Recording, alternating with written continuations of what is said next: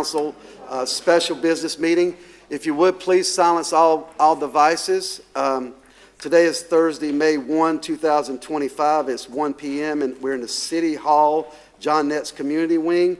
If you would, I'm calling this meeting to order. If you would, please stand for the Pledge of Allegiance and a short moment of silence. I pledge allegiance to the flag of the United States of America, to the republic which stands one nation, under God, indivisible, with liberty and justice for all.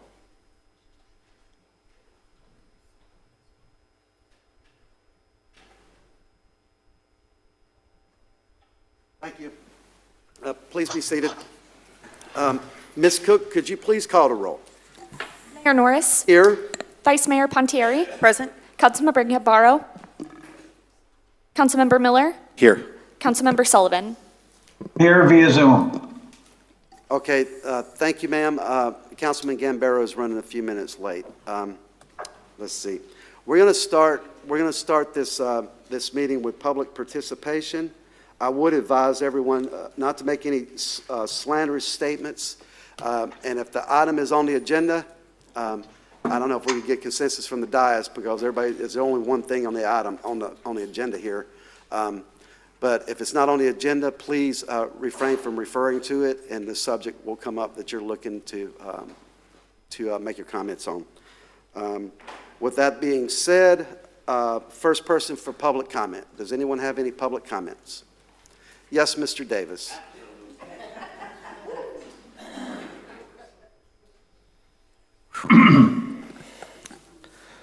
Good afternoon. My name is Jeremy Davis, and I'm back again, not because I want to be, but because no one else will stand up and say what needs to be said. For almost 2 years, I've raised concerns about drainage and flooding on my property, issues that began only after the city approved an infill home next to mine that was built 30 inches higher, with no real drainage mitigation. I've watched this city approve bad development, ignore the consequences, and then shift the burden onto homeowners.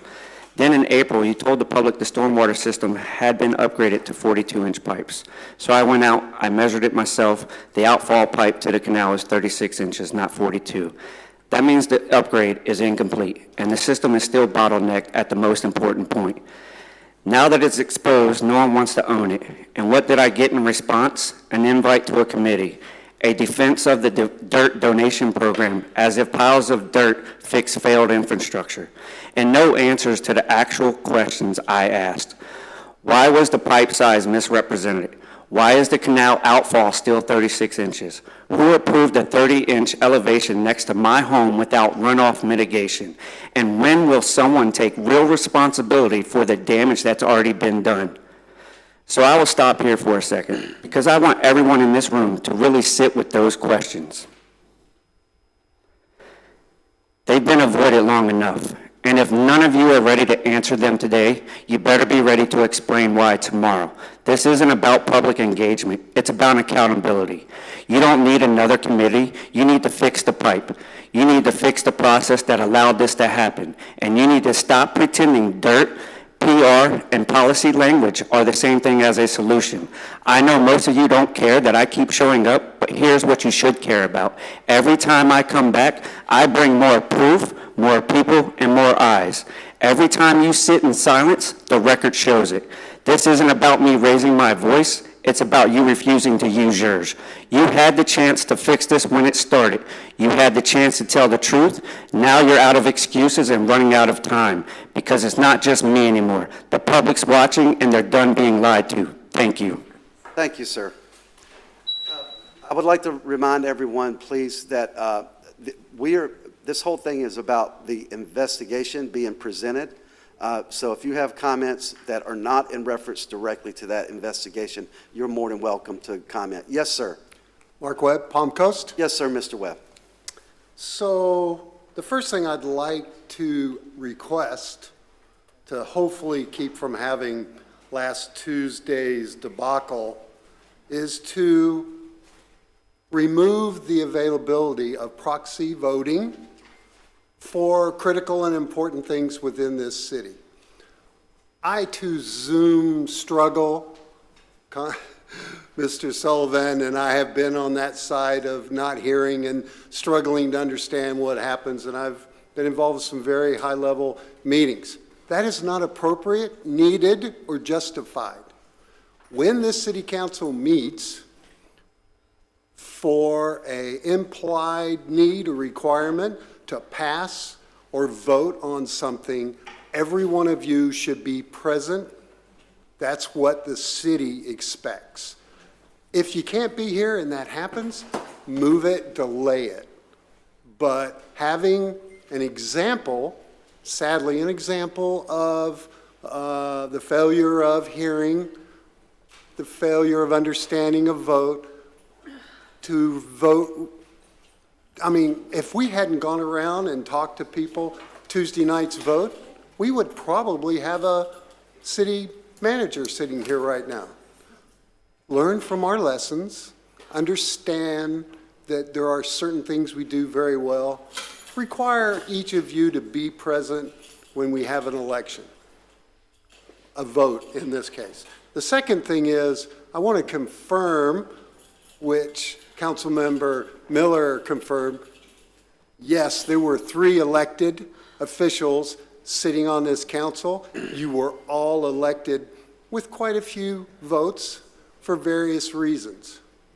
In speaking with the latest council member, Mr. Miller, he was very much proud and talked about his goal to be a fiscal conservative, to look into the building issues that occur. Yet he sat up here and he has approved and voted the largest debt bond the city is and will probably ever have. Whether he had a choice on that, I would have never wanted to be in that seat. And also, he has approved and voted for multiple building projects, which you, Mayor, had not. By any definition I've seen, I consider that malfeasance. Thank you. Thank you, sir. Next person for public, yes, Jeannie. Yes, ma'am. Go ahead. Hi, Jeannie Duarte, C-section.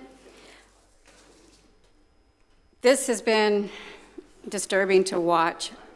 I too am disappointed with Ty Miller. I supported him, and I'm not happy with what I've seen. However, it is Teresa Pontieri, Councilwoman Pontieri, and Ed Danko, who wrote the language to remove Provision 3E in our election to vote, removing all of our right to vote in referendum, removing the spending cap and the 36-month deadline, repayment deadline. That's appalling. That you should be ashamed of yourself for even putting that on the ballot to vote in the first place. I also have been told that Pontieri has her eye on the mayor's seat. You are appointed vice mayor. I'm disturbed that this is a tactic that you and the other appointees here may have pulled off to try to steal this seat from the mayor. I'm ashamed of you. I stand here to support our mayor, Mike Norris. Thank you, ma'am.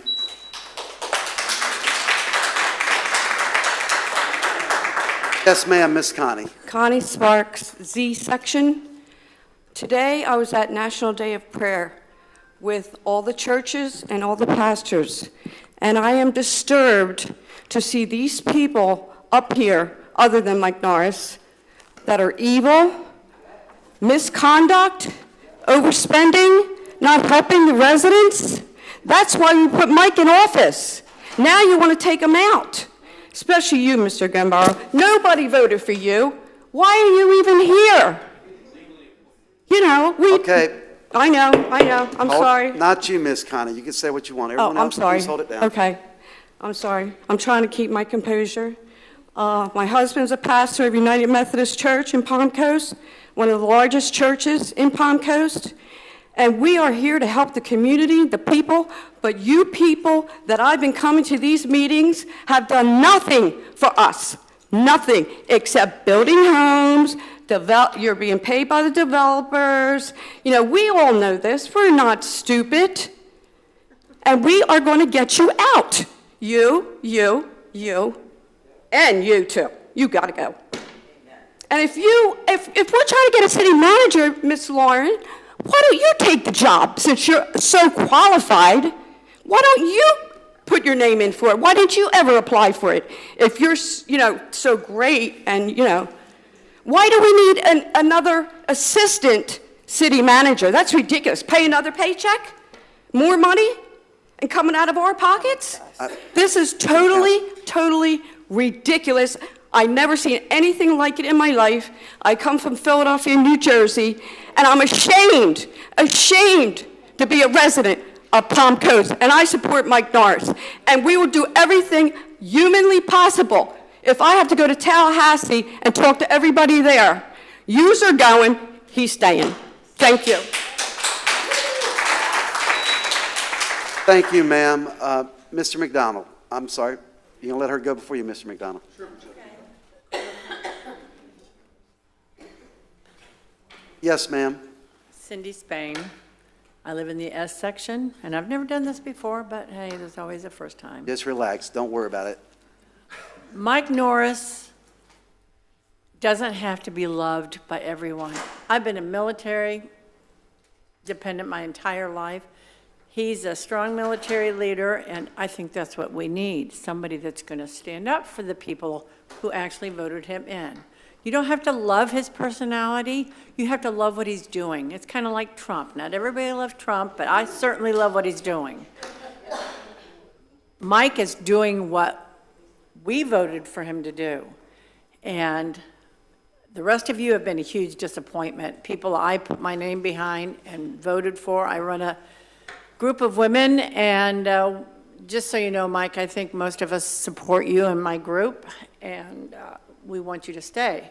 Everybody's worried about the M word, the moratorium. I think that was the best thing that he said. They're saying that all the people lose their jobs and all the electricians and everything will leave and go away.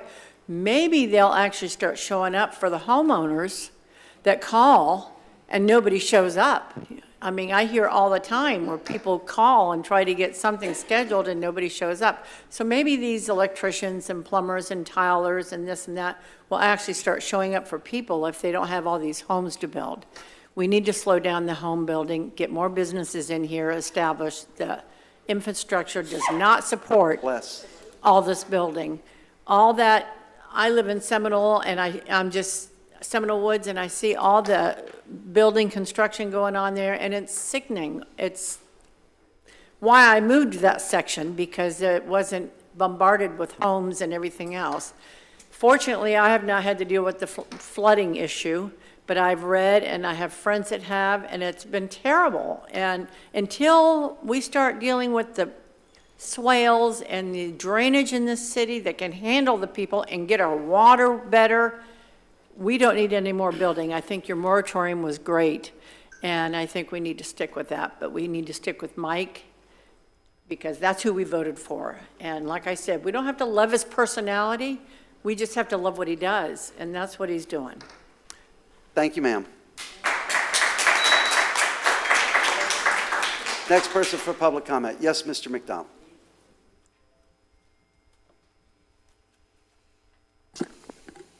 Few reflections on Tuesday night's meeting, if I may. Yes, sir. Okay.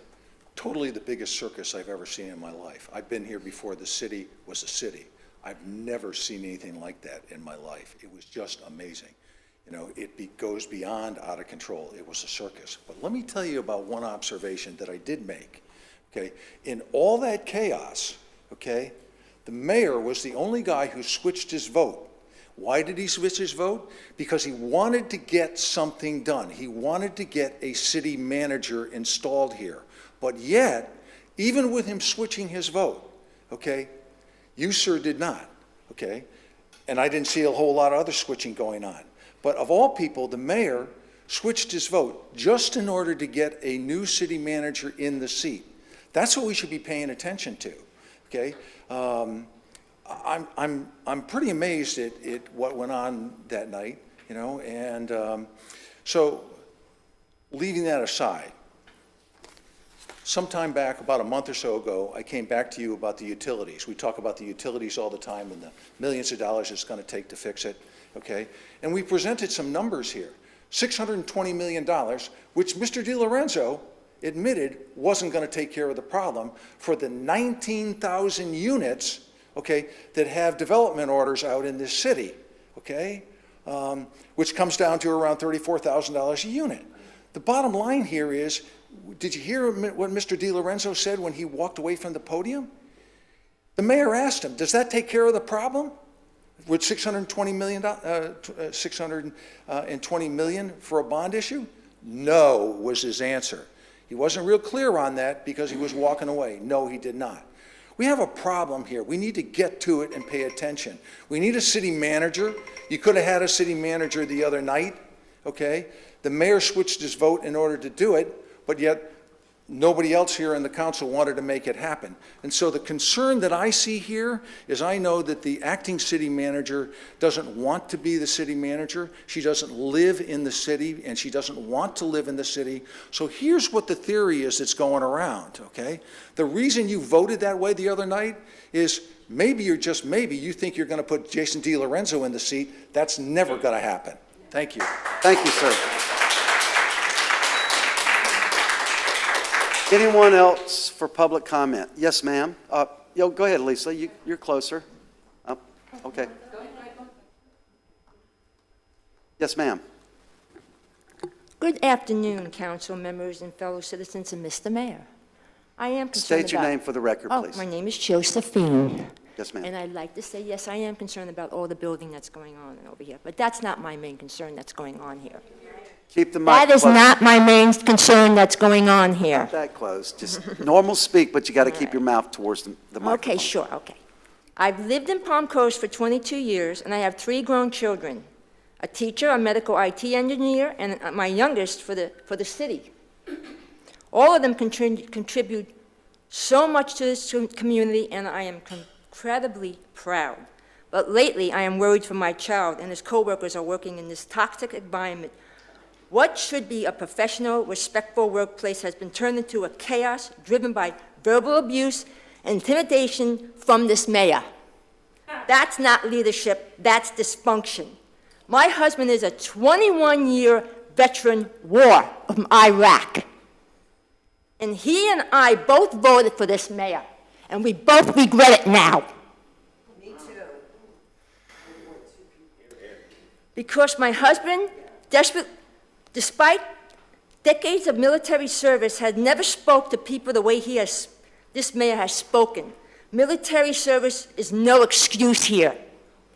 For he is unprofessional and he has abusive verbal behavior.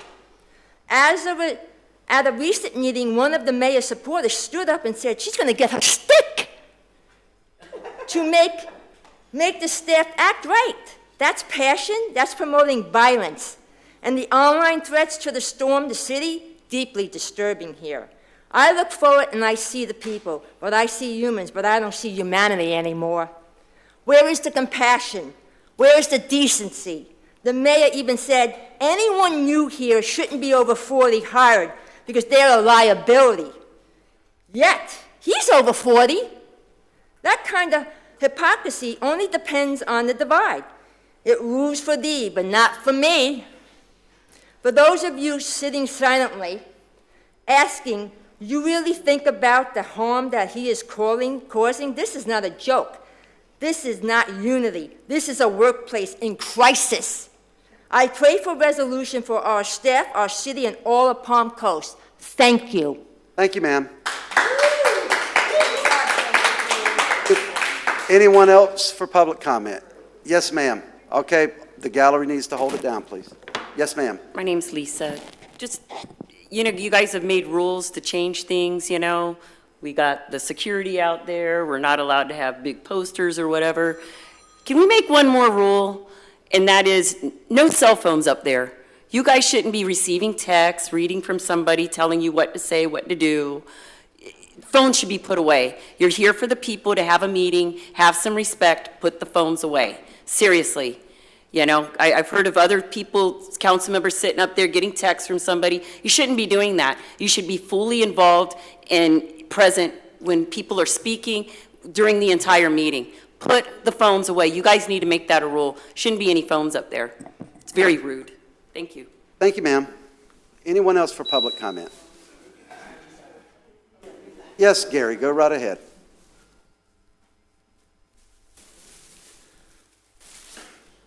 Gary Kunis, C-section. I know some of you are digging and digging to see what you can dig up on Mike. We have information from Tallahassee on you in particular and your background. And if the people knew it and didn't have all that smoke when Alan was running, you wouldn't be there. Okay? Now, Mr. Gambaro, you don't belong up there either. Okay? You were illegally put in there by the last council. So I brought a friend along here. This is you, right here. You're a damn puppet. You're a puppet of Reiner and Danko. You don't belong up there. Please leave. Okay? The only one that belongs up there is Mike. He's got the handle on it, and that's the problem. Y'all don't like it. You got $40,000 from Renner. So anything you want, you shoot down everything it's trying to do, except for building. And you shot down a moratorium. So what are you going to do? Feed the people new homes, sand for water and sand for sewage? Why don't you have the builders pay for the new sewer plants and water plants? Okay? And if this keeps going, I'm going to start bringing out all the stuff about you that's been hidden. Thank you. Thank you, sir. Mr. Olive, did you have something? I saw you started to stand up. Yes, sir.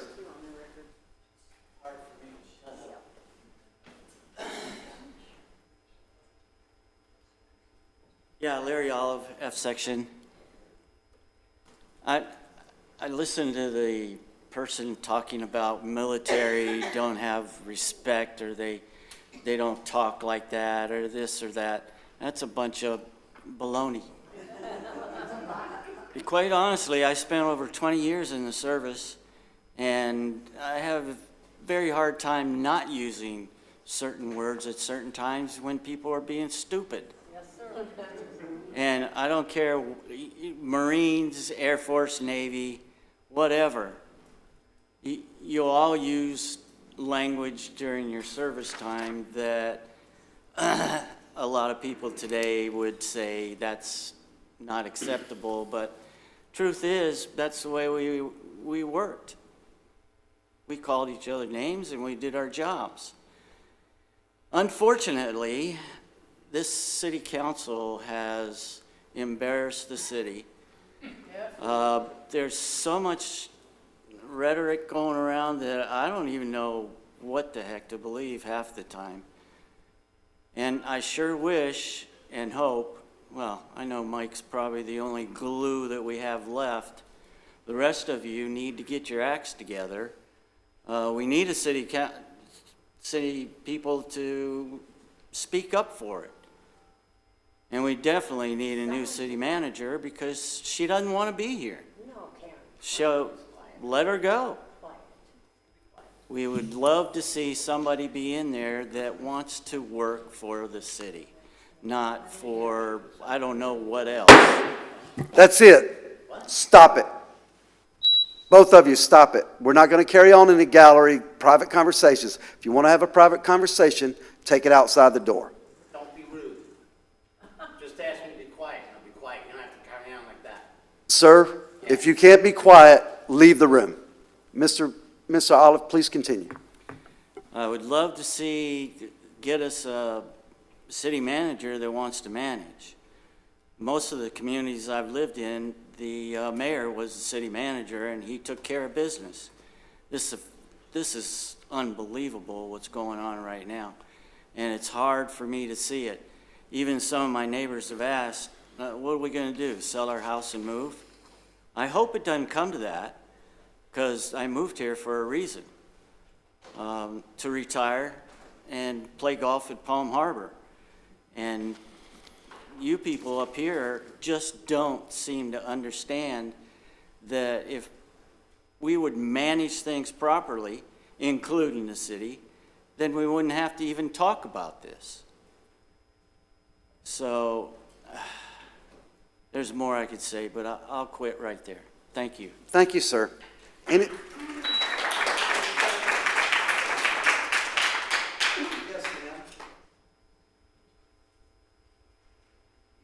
Michelle Robbins, and I live in the K section. Yes, ma'am. And I had the opportunity during open office hours to visit Mike one time.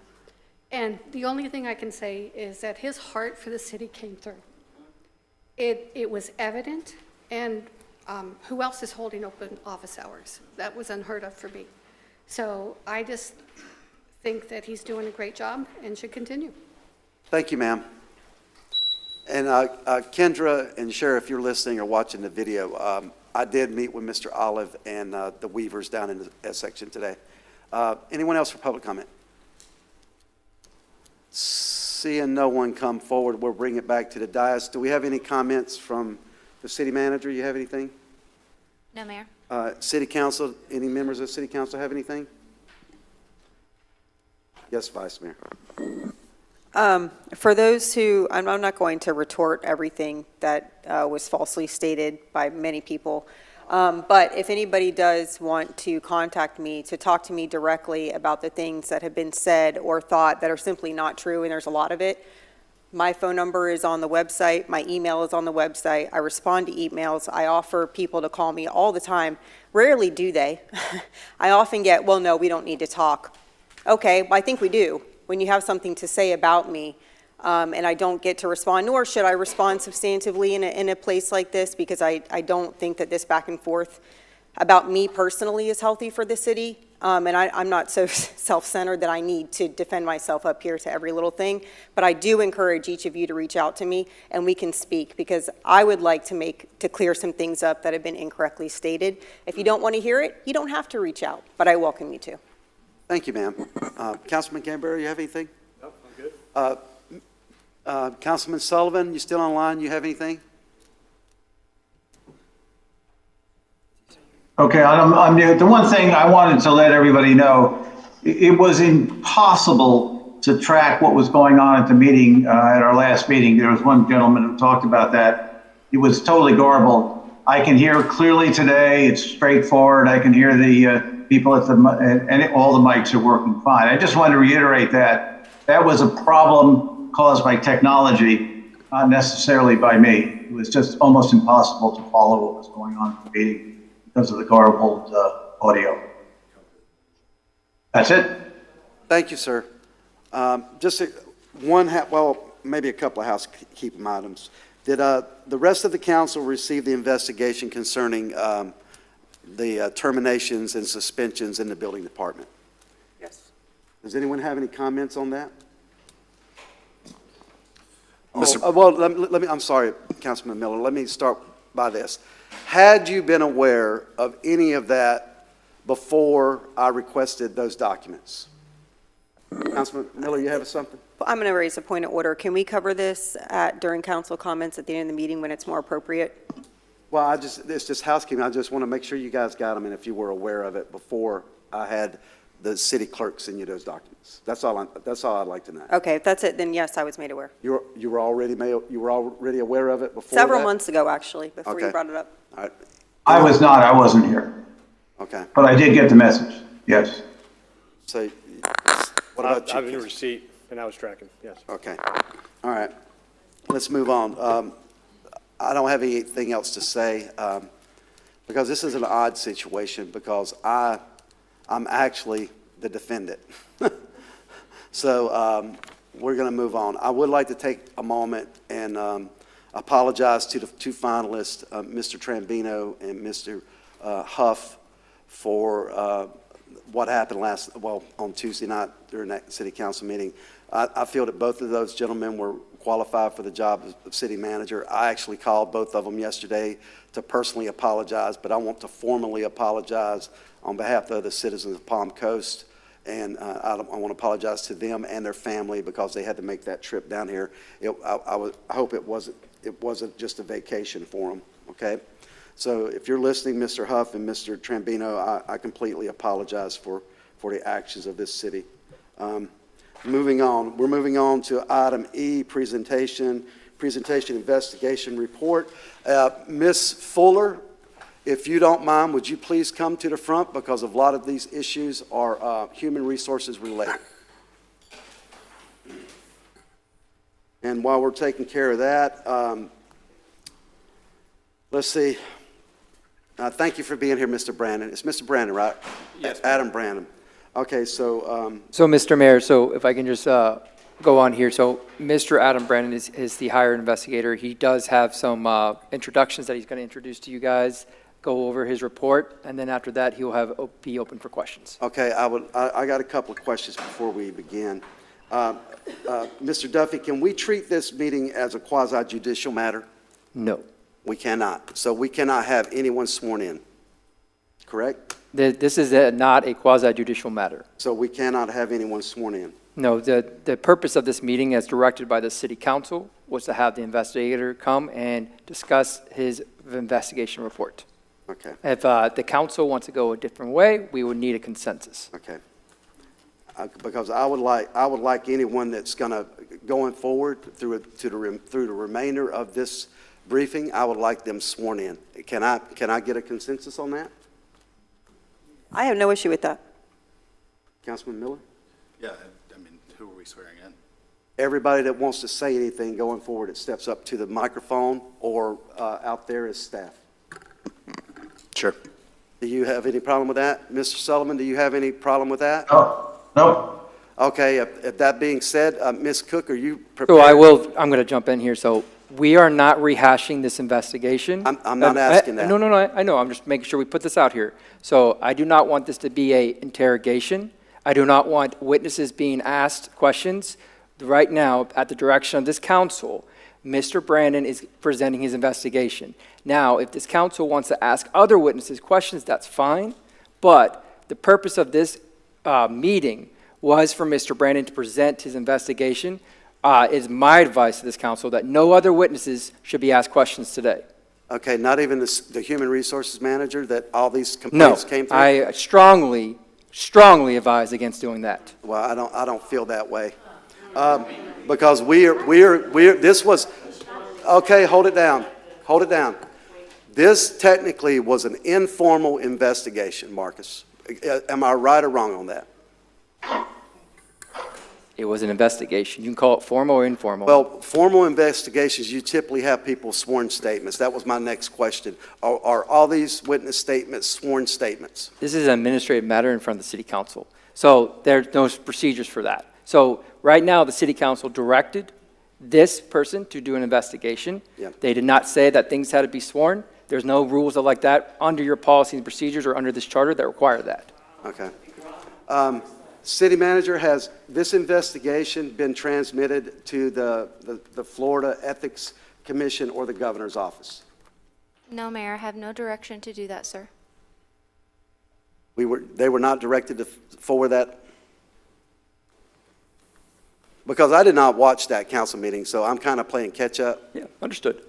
So the last, when we did have that meeting, the council directed me to draft a complaint to the Ethics Commission, which has not been submitted yet. Okay. The reason I want to be able to, really, the two people that are sitting there are only two people that need to be up there and give any testimony. But I do have some questions for Ms. Fuller. So again, you would need consensus from council to go the opposite way. Can I get consensus from council to ask Ms. Fuller a few questions?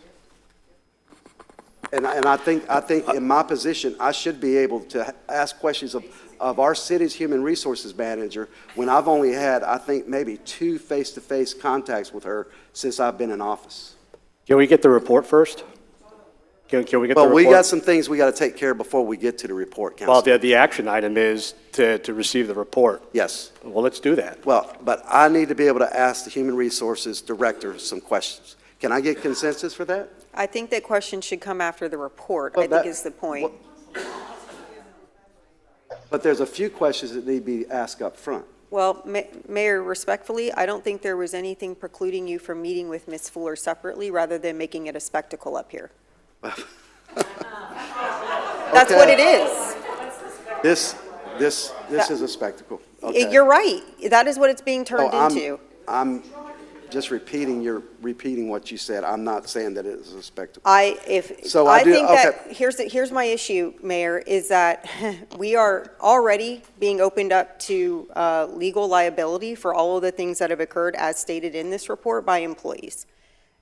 Asking our HR director questions that could further expose us to liability in this manner is, I don't think, smart. I think that if going through the report, if there's something in that report specifically with regards to what's already in there and you need clarification, then I can understand that. But from my understanding, Ms. Fuller's door is open to all of us at any time.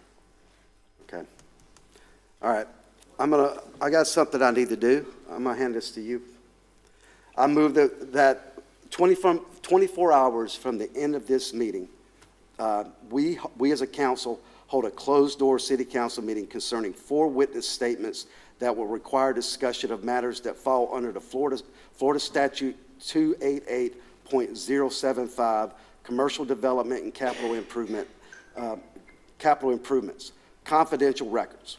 One of these witnesses offered me a quid pro quo if I allowed the city's 2050 comprehensive plan move forward as written by the previous council. This offer was presented to me in the presence of a witness whose testimony is above reproach as a decorated, retired sheriff's detective from the Broward County Sheriff's Department. So that is my motion, that we have a closed-door city council meeting, within 24 hours, which meets our requirement, and I would like someone to second that motion. Do we have a second? I'll second for discussion. I'm just kind of confused. So there was. Okay, I'll explain it to you. We got a second. We're in discussion. I had one witness statement in here as an outside entity offered me a quid pro quo if I approve the 2050 comprehensive plan as written and let it go forward. And that is a very serious matter, and we need to have a closed-door session so we can iron all this out. Well, I guess my first question would be, when did this occur? I don't have to tell you that, Councilman. I'm telling you what happened.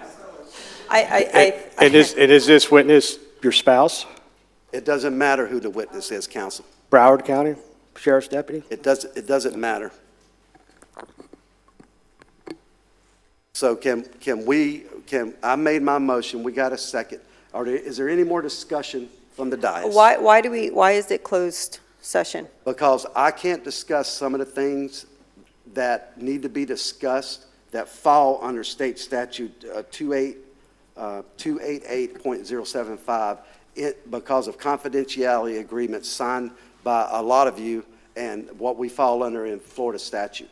I can't talk about that in this council meeting, in this open forum. I would like to know more detail. I feel like I'm in the dark here, and this is. Well, that's why you have a closed I want to door know why meeting. it wasn't brought up previously. Why wasn't it brought up previously? Well, these investigations, these witness statements, no one ever came to me saying this is a problem. The human resources manager never came to me and said, sir, we have an issue. The city manager never came to me and said, sir, we had an issue.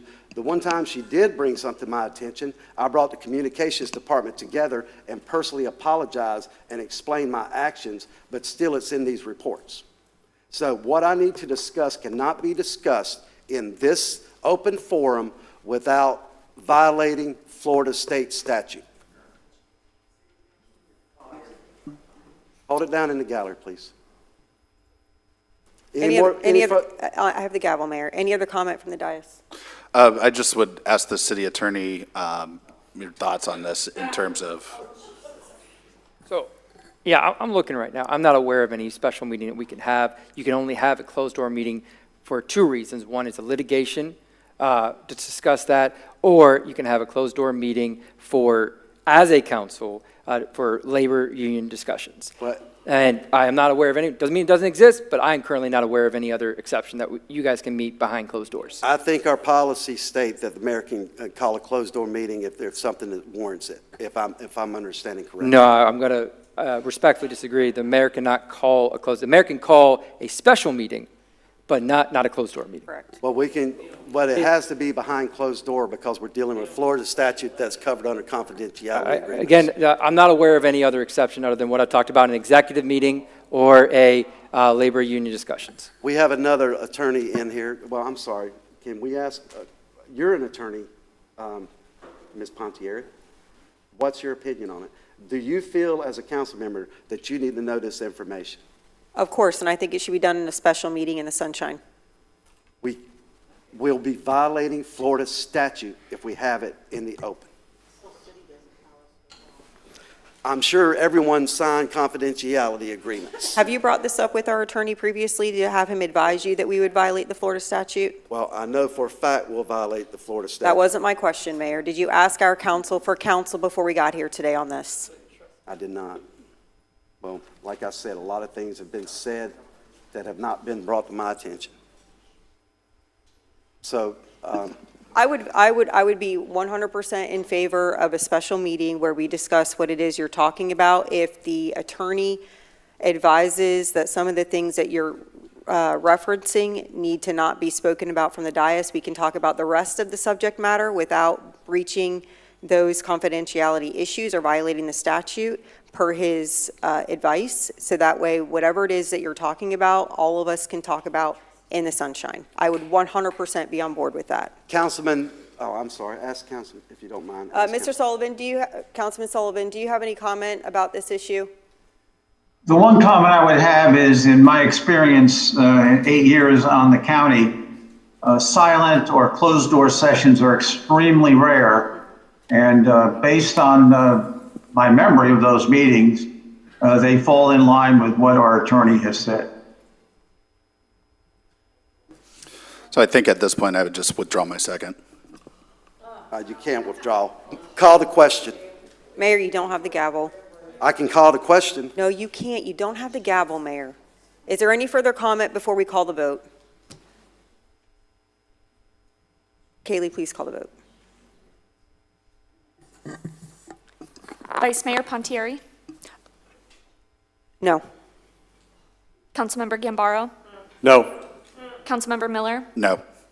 Councilmember Sullivan, No. Mayor Norris. Yes. The motion fails. Okay, Mayor, I'd like to make a motion for a special meeting to discuss what it is that you've referenced there. Can I get a second, please? I'll second.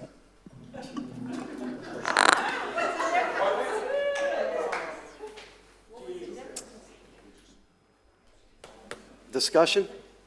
I want to know what it is that you're referencing. Obviously, if that's occurring, we need to know about it and we need to take action on it. It should be discussed in the sunshine. Well, I'm telling you, there's stuff in here.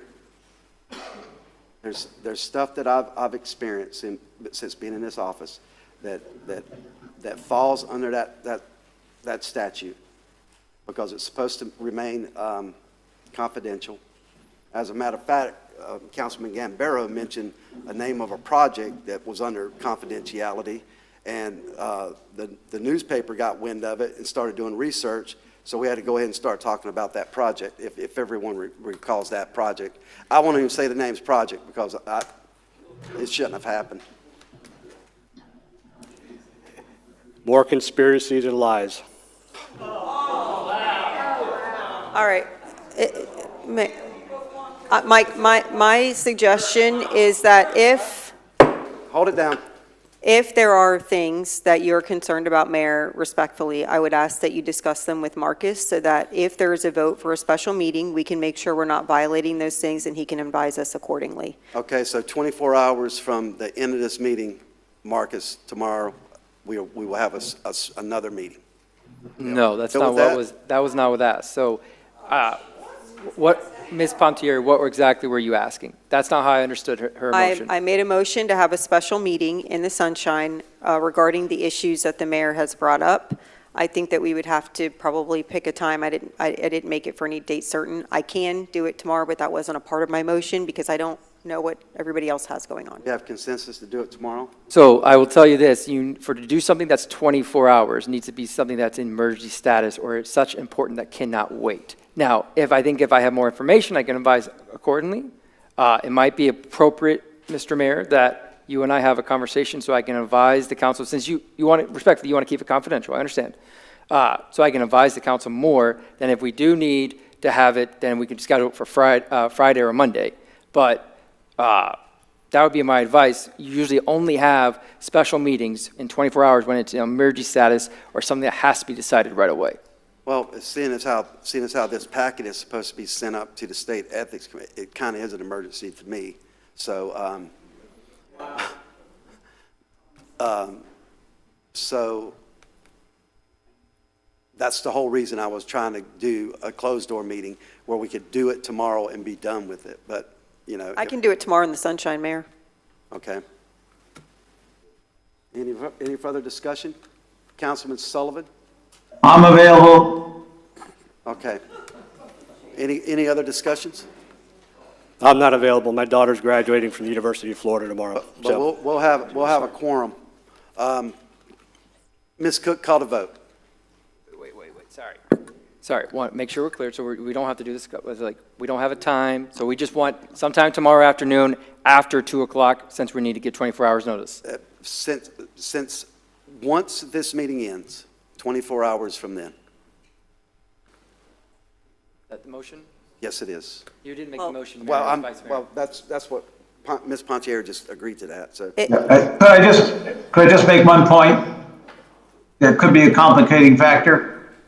And that is that I still, based on my recovery, orders by the doctor, and I'm wearing a bracelet, I cannot leave my home until Monday. I could be available on Monday, but I can do the Zoom like this. That also is going to create problems for confidentiality. You may not be able to do that via Zoom. I'm available via Zoom for an open meeting in the sunshine.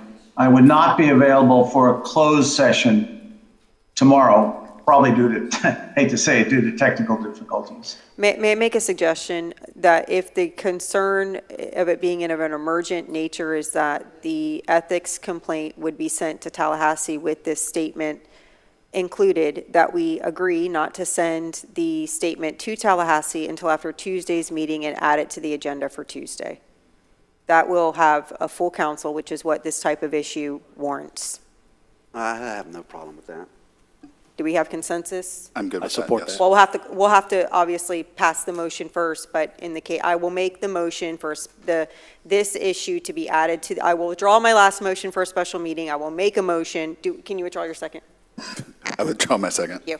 I will make a motion to have this issue added to Tuesday's agenda, and that this council agree not to send anything to the ethics board until at least after Tuesday. Second. Thank you. Any further discussion? Any discussion from the dais? Call to vote, Ms. Cook.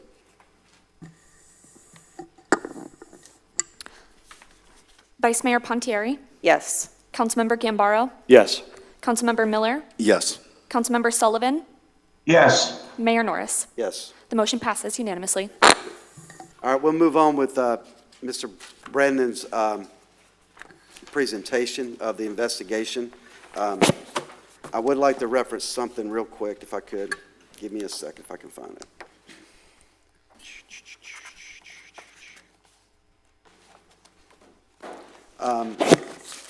Your investigation, Mr. Brandon, on the first page of that ethics complaint from Mr. Danko that was included in this packet, I can't find it right now. It's part of this packet, right? It's an exhibit. It's an exhibit. Could you go to the page 1 of that?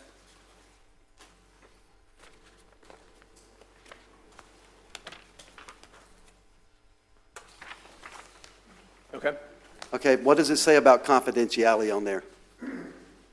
Could you read that to us, please? Which section are you talking It's about a about? third of the way down on the first page of that. Please provide a full explanation of your complaint. No, Describing the facts. hold on, and- I may have to find a picture of it. You found it, Ms. Pontieri? I Did know you- what you're getting at. So Did you read it? I don't know what you're talking about, but these are considered confidential by the Florida Ethics Commission. I actually got wind of concern that this should not have been included in this investigation for confidentiality reasons. I therefore called the Florida Ethics Commission to make sure we were abiding by all the rules, and was told by the attorney that was on call. The Florida Ethics Commission has different attorneys on call all the time. And you can call and talk to him if you'd like, Mr. Shaver. He told me that the Florida Ethics Commission is bound by confidentiality. So in other words, if you file something and somebody calls up there and says, did Mike Norris file a complaint? They cannot say one way or the other until a certain point in that investigation. However, a complainant at any time can release the investigation, which is what happened in this case, and so can the person that's the subject of the complaint. So you could have released it, or Mr. Danko could have released it, and it's not a violation of any confidentiality. Only that what you're talking about, because I shared your concern, what you're talking about is only applicable to what the Florida Ethics Commission can or cannot do. What about the part where it's talking about, as far as an ethics complaint, using another ethics complaint in your complaint? Can you say that again? Sorry. Using someone else's ethics complaint in a complaint. So Well, you're saying that is part of the evidence in another ethics complaint? Well, from my understanding, I haven't talked to Mr. Danko. I'll talk to Mr. Danko, but I haven't spoken to him. But from what it seems, just from the investigation, obviously, we can ask these questions. But rather than give an additional statement and basically copy and paste what he put in his complaint, he just said, just take my complaint as my statement. I'm unaware of anything that doesn't, or that prevents him from doing that. I don't know. I didn't ask that question specifically. Mr. Brandon, did you find that paragraph we're talking about? Did you find it? Can I step in here, please? This is my recommendation, and then council, you do whatever you want. But I would recommend that you have Mr. Brandon do his presentation, and then after that, you guys can ask questions. I don't think it's fair to ask him questions before he can present what he found. If you would like to, you can go against my advice, but that's my advice as your city attorney. Sir, did you find it? Sorry, I don't understand your question. Did you find that portion? Did you read it? I found the portion that says statement of facts. Is that what you're talking about? No, it's where it's talking about confidentiality and using ethics complaints in other ethics complaints. So section 1 is person bringing complaint, section 2 is person against whom complaint is brought, section 3 is statement of facts, section 4 is oath, and then there's Mr. Danko's 3 pages that he added. I'm going to try to find it real quick. Hold on. Okay, can we move forward with the investigation Yeah, I while you're know. looking? Yes, go ahead. You can go ahead and begin, Mr. Brandon. Would you prefer that I come up to the podium? Yes. Well, no, if you feel comfortable sitting there, that's fine. I'm comfortable either way, whatever you want. It's up to you, sir. It's your choice.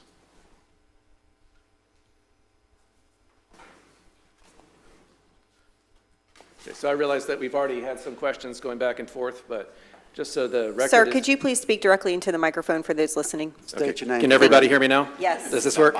Better? Okay. Sometimes I move to side, so if that happens again, just let me know. So just so everybody knows, I'm Adam Brandon. I'm an attorney with Lawson Huck Gonzalez, and I'm the outside investigator. As a little bit of background about me, I've had 2 legal careers. So first, I've been in the military and the Navy, both active and reserve, for 17 years.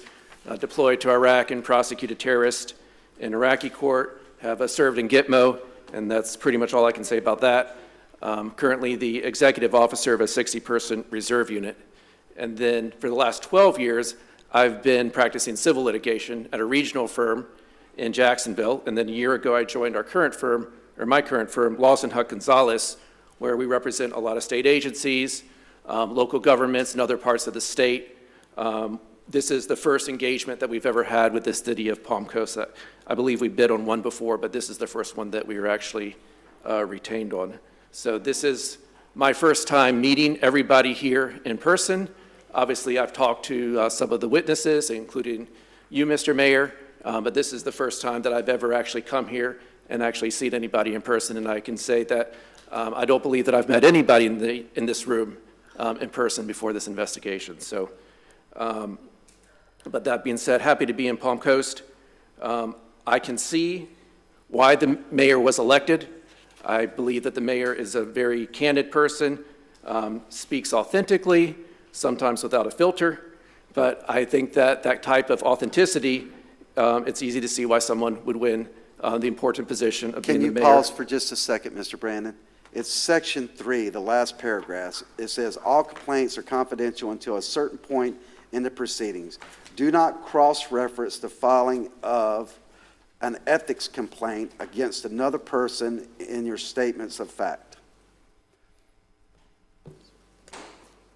Okay, if I may. So the ethics complaint that's going to supposedly going forward from this council will be cross-referencing another ethics complaint with Mr. Danko's investigation included. And upon further, just to make sure we all understand that, if that is a rule for the Ethics Commission and an ethics complaint, then I would be in favor of just removing Ed Danko's portion of the ethics, his statement. I would be in favor of removing that. Because this is kind of being sprung on us, I just want to make sure that that is what that means, and without having to make a knee-jerk reaction right here. But if that is the case, I would be 100% in favor of redacting Mr. Danko's full complaint. Continue on, Mr. Brand. Okay. And Mr. Mayor, I don't see that section in enclosure 20 to the report, so you may be referring to something else, but unless you can direct me to it, I'm not able to independently verify that. What I will tell you with respect to Mr. Danko is that he had reached out to me. I asked him if he wanted to provide a statement for this investigation. He said no. He said he had filed a complaint with the Florida Commission on Ethics. He then sent me that complaint and asked me to use that in lieu of a statement. So this complaint was released at the direction and with the permission of Mr. Danko, who's the complainant. So with regard to whatever you want to do in the future in terms of a potential other complaint that attaches this, so I'm not going to provide any legal advice on that, but I would encourage you to talk with your city attorney, and if that is what something says, then it'd help to have that specifically cited. Okay, thank you, sir. You can continue on.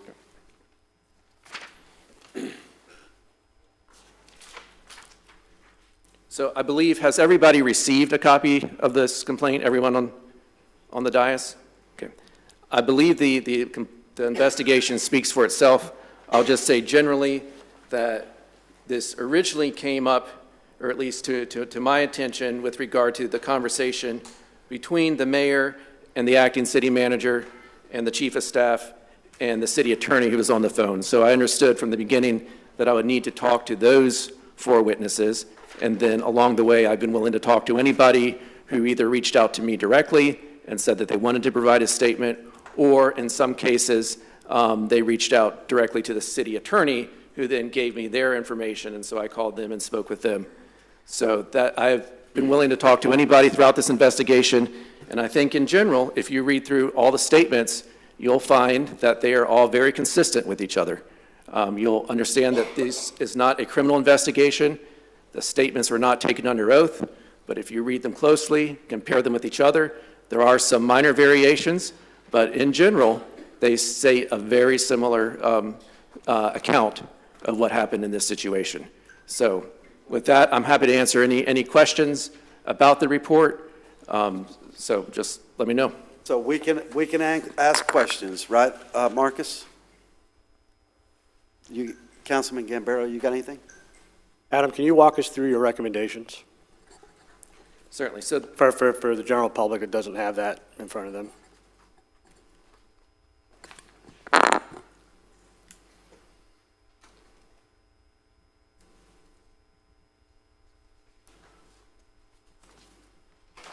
So for anyone who has a copy of it, the recommendations are in section 5 on page 10 of the report. I should also emphasize that I am simply the outside attorney who came in here to investigate. I understand that I am not elected. I don't have any decision-making authority. These recommendations are not necessarily a checklist of everything that the council should do. I'm simply presenting options for things that the council may want to consider as you decide how you want to respond to this and how serious you determine that this is. So The first recommendation is to refer it for further legal review, and I said that the City Council may refer this matter to the Florida Commission on Ethics. That's the first recommendation. Second is initiate formal censure proceedings. The City Council may adopt a formal resolution censoring Mayor Mike Norris for conduct unbecoming of a public official, including violations of the city charter. I understand that there has been already a vote of no confidence. And then the next recommendation is to strengthen the charter's enforcement mechanisms. And this really comes back to the fact that you have a city charter for Palm Coast that's relatively bare bones. And there are provisions in there that are very clear, such as it's setting up a council manager form of government. Some people will call this a weak mayor form of government, where essentially the council, as you know, sets policy. You set the overall direction for the city. And then operational decisions go down to the city manager, who is typically someone who has been appointed by the entire city council. And then the city manager has the responsibility for overseeing all of the city employees. The charter is very, very clear that there are only certain officials, certain city employees who can be relieved or terminated by a vote of the entire city council. So one of those would be the city manager. The other one would be the city attorney. That's something that collectively, you as a city council have the right to decide. And I understand that you had your meeting on Tuesday where you're considering several candidates to be the actual permanent city manager, which, by the way, everybody who I talked to this investigation said that that is the number one thing that the city needs to do in order to restore some order. But to go back to this recommendation, the problem is that this structure is laid out very clearly in the charter, but it's not clear what should happen if someone violates that. So the mayor, individual city council members, you don't have individual rights to go in and tell people how to manage, operationally and make the operational decisions and manage city employees. Collectively, you have that right. And it says that you can't interfere with city employees who are under the purview or supervision of the city manager. But the charter doesn't say what happens if that's violated. And so you have a situation where you have a very clear charter, but you don't have clear enforcement mechanisms. So I can't tell you exactly what you need to do to amend the charter, but something needs to be done so that you can think about, if this situation were to ever happen again, is there a way to correct it so that it doesn't blow up into this apparent crisis that we're dealing with today. The next recommendations were to restore our professional environment. The first one we've already discussed is to hire a permanent city manager. It's obviously critical to have a permanent city manager who has the trust and confidence of the city council and is also able to have the respect of all the employees. And this is not at all a criticism of the acting city manager, but when you are installed as the permanent city manager with a vote by the full council, that lends authority and helps to establish relationships of trust between the council and the manager. And then also the city employees know that they have a manager who's been voted on by the entire council. So that's important. That needs to happen. I couldn't help but notice, as I was talking through all the witnesses, that people had very different understandings of what the charter meant, and there are also questions about what the Sunshine Law meant. The law is supposed to be objective. There can be situations where people disagree with the law, where you think the law should change, and there may be some situations where there is some legitimate ambiguity. But it's not okay to just say, I disagree with the law, or have one person on council think that this is what the law means, and then the other person thinks something is entirely different. So with that in mind, my recommendation is that there be some additional training for all council members and key city employees on the city charter, the Sunshine Law, ethics rules for public officers, and what respectful workplace conduct looks like. There needs to be some training so that everybody has an objective basis that they can refer back to about which laws and what type of government we're actually operating under. The next concern that I had was that I spoke with many city employees, and you obviously have all of their statements. I can tell you that every city employee I spoke with was in a very tricky situation. They chose their words very carefully because not all of them, but at least 2/3 of them were concerned about retaliation for coming forward. And obviously, if you have a new city manager, a permanent city manager who gets voted in, that person, whoever he or she is, will have the right to terminate any city employee who reports to them. And there's, we don't have to get into labor and employment law in Florida, but there's broad discretion to do that. But it would be inappropriate for someone to be terminated solely because they provided a statement to this investigation. And that is something that many city employees were concerned about. So we need to make sure that we have some sort of protection or means to monitor to make sure that no city employee faces retaliation simply for the fact that they gave a statement. That needs to be monitored. And then I also said that we need to have a mechanism for monitoring concerns about the relationship between the city council and the city employees, including regular updates to the council from the city manager and human resources. One issue that the mayor brought up was that he said that he was hearing about a lot of these issues for the first time. Other employees said that they'd been dealing with some of these problems since December, and we can go back and forth to the different situations about, when each thing was brought to the attention of the mayor and, when the mayor may have apologized to the marketing and communications department and all of that. But it is obviously in everybody's interest where if a city employee has a genuine concern about the behavior of any elected official, that they're able to address that and bring that to the attention of the appropriate people in a timely manner, and that you as the elected officials have the opportunity to review that and to deal with it. It's not good. You can tell by the tension in this room, it's not good for these things to fester for so long. So we need to have some sort of way to have communication back and forth that is going to have protections for people who might be afraid of bringing forward their complaints, but yet also allows the city council to be informed and so that you can continue with your policymaking role that you have. I also understand, from my conversations with Mayor Norris, that he would be willing to go to a purely policy role and then allow the city employees and the city manager to have say in their operational role. So there is a very clear distinction between policy and operational issues. We just need to make sure that there is a manner, some sort of mechanism, so that these issues can be timely discussed back and forth to ensure that everybody is fulfilling their obligations. So those are the basic recommendations. I'm happy to go into more detail if you have specific questions. So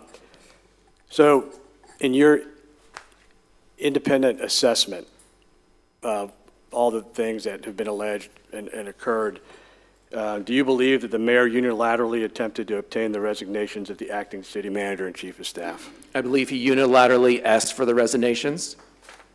Okay. Do you believe that the mayor used inappropriate and profane comments directed towards female staff? Yes. Do you believe that the mayor made demeaning comments directed towards the communication and marketing department? Yes. Do you believe the mayor committed discrimination by age? No. Okay. Would you like me to explain? Yes. So the mayor spoke to the HR manager, but he was not actually making a recommendation that nobody be terminated or that the city never actually implemented a discriminatory policy that would have excluded older people from applying. If that had occurred, then the city would be facing liability. So it's a situation where, thanks to the HR manager, that issue was nipped in the bud as soon as the mayor addressed it. But he did make a comment that the city should not be hiring older people. And if that comment were ever acted upon, that would be discrimination. Thank you for that. Do you believe the mayor used profanity as a way of verbal intimidation? I believe the mayor regularly uses profanity. I believe that many city employees feel intimidated by that. I think there are occasions where the mayor may be using it as a means to intimidate other people. I think there are also situations where there's either a generational gap or cultural differences where, sometimes profanity is used regularly between employees. I'm also military, and it's certainly not uncommon in certain environments to use profanity. That doesn't necessarily mean that it's intimidation, but I think we also know that there are conversations where a lot of profanity is used, and it absolutely is intended as intimidation. So I obviously wasn't present when any of these conversations actually occurred, so I can't give you the full context of what was said, but obviously there are plenty of statements in here where employees reported that profanity was used at them and they felt intimidated. Okay. And the last question I have for right now is, do you believe that the mayor violated the charter? Yes. Thank you. That's all I have. Thank you, Councilman. Adam, hold it down out there. Adam, was it appropriate for the city council to vote for censure and no confidence before you presented this?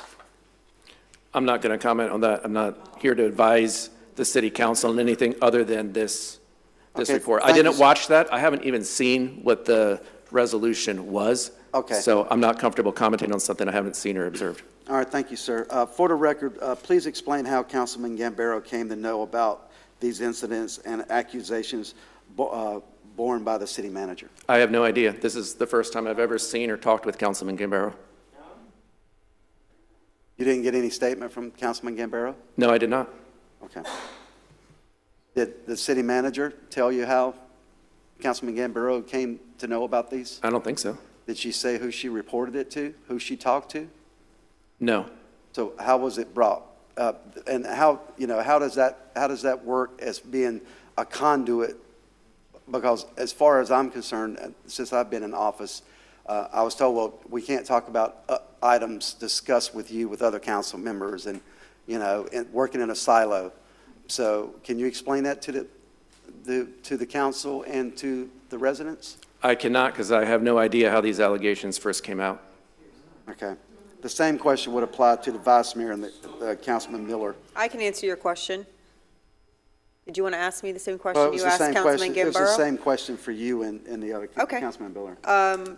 City manager told me that you pulled her into the office, told her that there would be a one-way conversation on which you asked for Mr. Duffy to be on the phone, and that you said that you had lost all confidence in her and Mr. DeLorenzo and demanded their resignations to be handed in immediately. To answer your question regarding that being a possible sunshine violation, which is what I think you're getting at, sunshine, you can't be a conduit for things that are on the agenda or are foreseeably on the agenda to be discussed. So her letting me know is not a violation of sunshine, because it's not something that we anticipate voting on, that's on an agenda or anything of that nature. That's not a violation of sunshine. And Mr. Brandon can correct me if I'm wrong, but the sunshine law is specifically to prevent us from speaking to each other or from using a conduit. Anybody, a resident even, if you go to a resident and say, hey, I really want Mr. Huff to be appointed, and I'm not saying you did this, so please don't, I'm just using an example. I want Mr. Huff to be appointed as city manager. Could you go and tell all the other council members that that's who my guy is? And then that person comes to all of us and says, hey, mayor wants Mr. Huff, you guys should vote that. That's a violation of sunshine conduit. Her telling us that this is what the mayor has done is not a violation of sunshine. Not in my opinion, but you can correct me if I'm wrong. Vice Mayor, I provided a copy of my notes. Was there a demand in there? Did you read my notes? Well, I wasn't in the room, and I don't know if you went by your notes, but it said that you requested their resignation. I did read that. There you go. So I didn't demand their resignation, correct? I wasn't there, Mayor. I'm just just telling saying, you, but you my asked notes- a very specific Yeah, question I about noticed how what I you're saying. found out, and I'm telling you how I found out. Okay, I just want to clarify, because you said I demanded. I just want to make sure that's clear.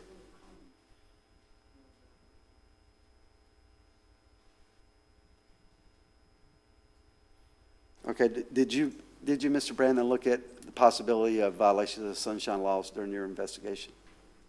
No, I did not. You did not? Okay. All right, I'm sorry. Let the rest of the council, you got anything, Mr. Miller? Councilman Miller? I'm digesting.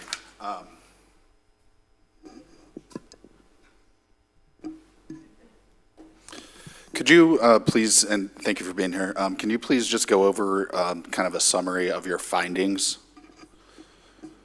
already done that.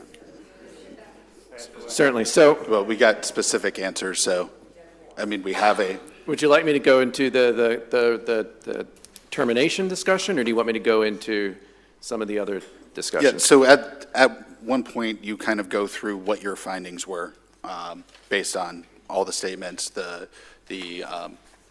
what you kind of termed as them being in line, right? Multiple statements kind of saying the same thing, including the mayor's.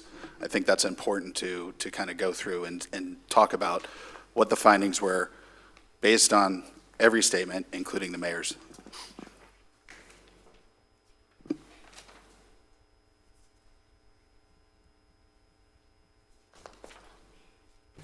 Okay, so everyone who was present at that conversation told me that on Sunday evening, the mayor had texted the acting city manager and had said that there needed to be a meeting the next morning, and the city attorney would be present. I believe he also texted the chief of staff. They came into that meeting.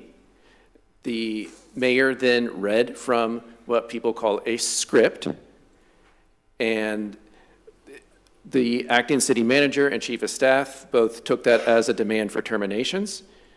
The mayor has phrased it more of as a request, but the mayor did provide me with a copy of the text, which I believe was a script that he read from, and that's attached to the report. I believe it's exhibit or enclosure 14. So that text says, "I have lost confidence in both of you as senior staff employees of the city, and I as a singular member of the council, I request your immediate resignation, and I will be conveyed my sentiments to the rest of the council during the next workshop on Tuesday.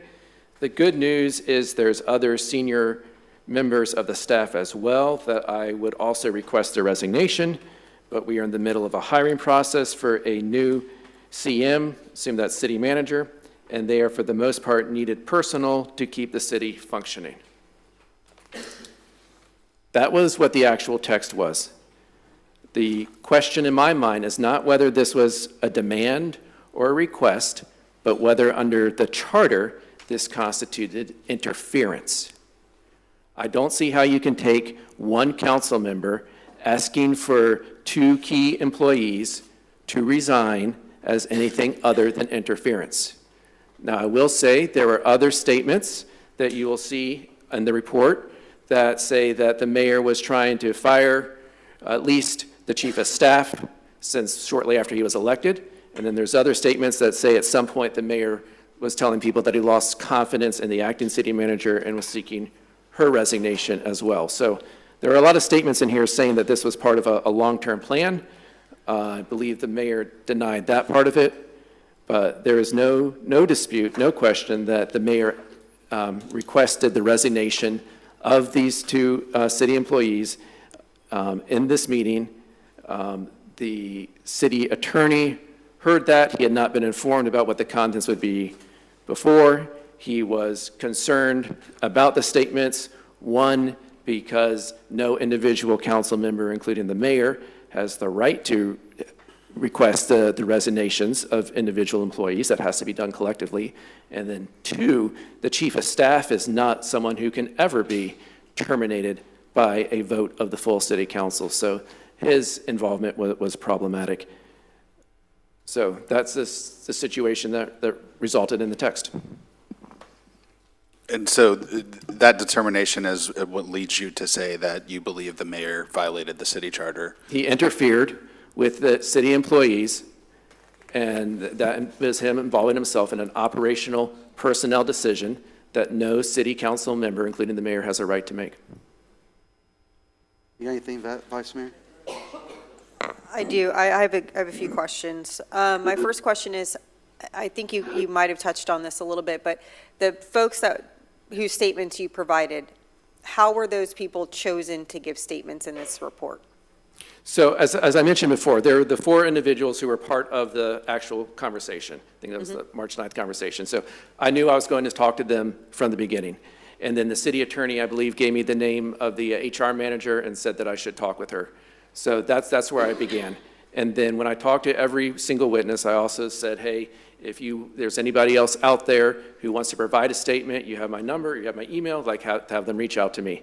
Some of them reached out to me, and I followed up with everybody who said that they wanted to provide a statement.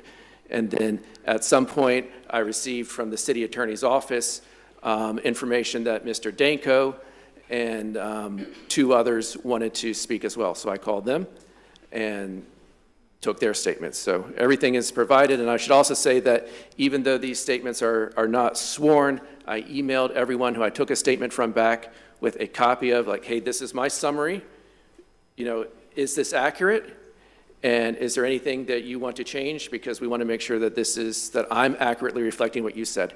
Everyone, including the mayor, emailed me back and said, here's some revisions, or this statement is an accurate summary.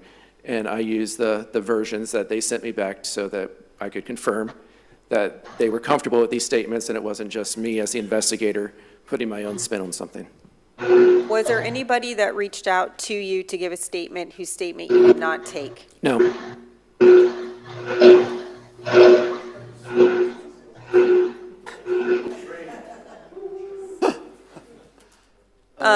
As far as the folks who are not employed by the city, so we have a statement from Mr. Jeff Douglas and a statement from Mr. Paul Rice. How is it that they became involved in this investigation? Those are the 2 who had reached out to the city attorney and said that they may have some information. I don't know how they found out about the investigation, but they reached out. And so then once I got their numbers, I contacted them. Did you ask them, or did they say at all how it is they found out about this? I didn't ask them that. I believe that this is very public down here, so I don't think there's anything that's been a secret about it, but I didn't ask them specifically if someone had told them to reach out or anything like that. Was the mayor given the opportunity to have anybody else provide statements? Yes. Did he No. suggest anybody? I don't recall being asked that, Adam, seriously. I'm sorry for interrupting. That's okay. No, We had that discussion. We may have, I just don't recall. I don't have any other questions regarding the report at this time. Okay, Mr. Brandon.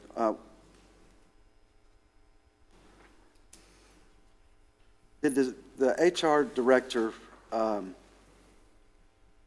tell you why she didn't come to me with the complaints? No. You didn't say why?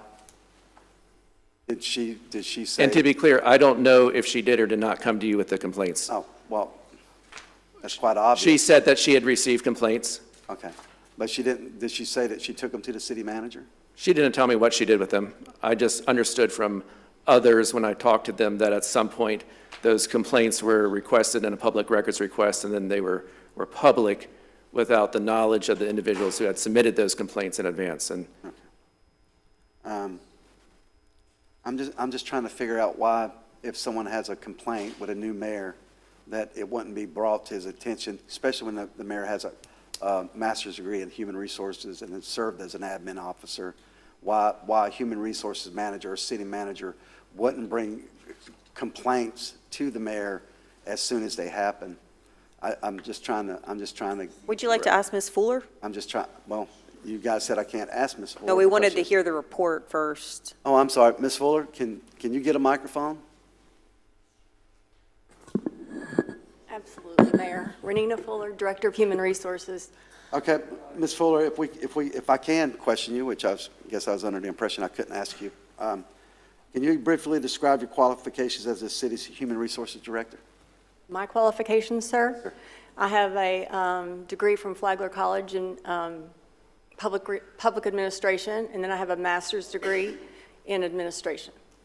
Okay, and you're SHRM certified, right? That's correct, sir. Okay, and you're aware that I have a human resources degree also?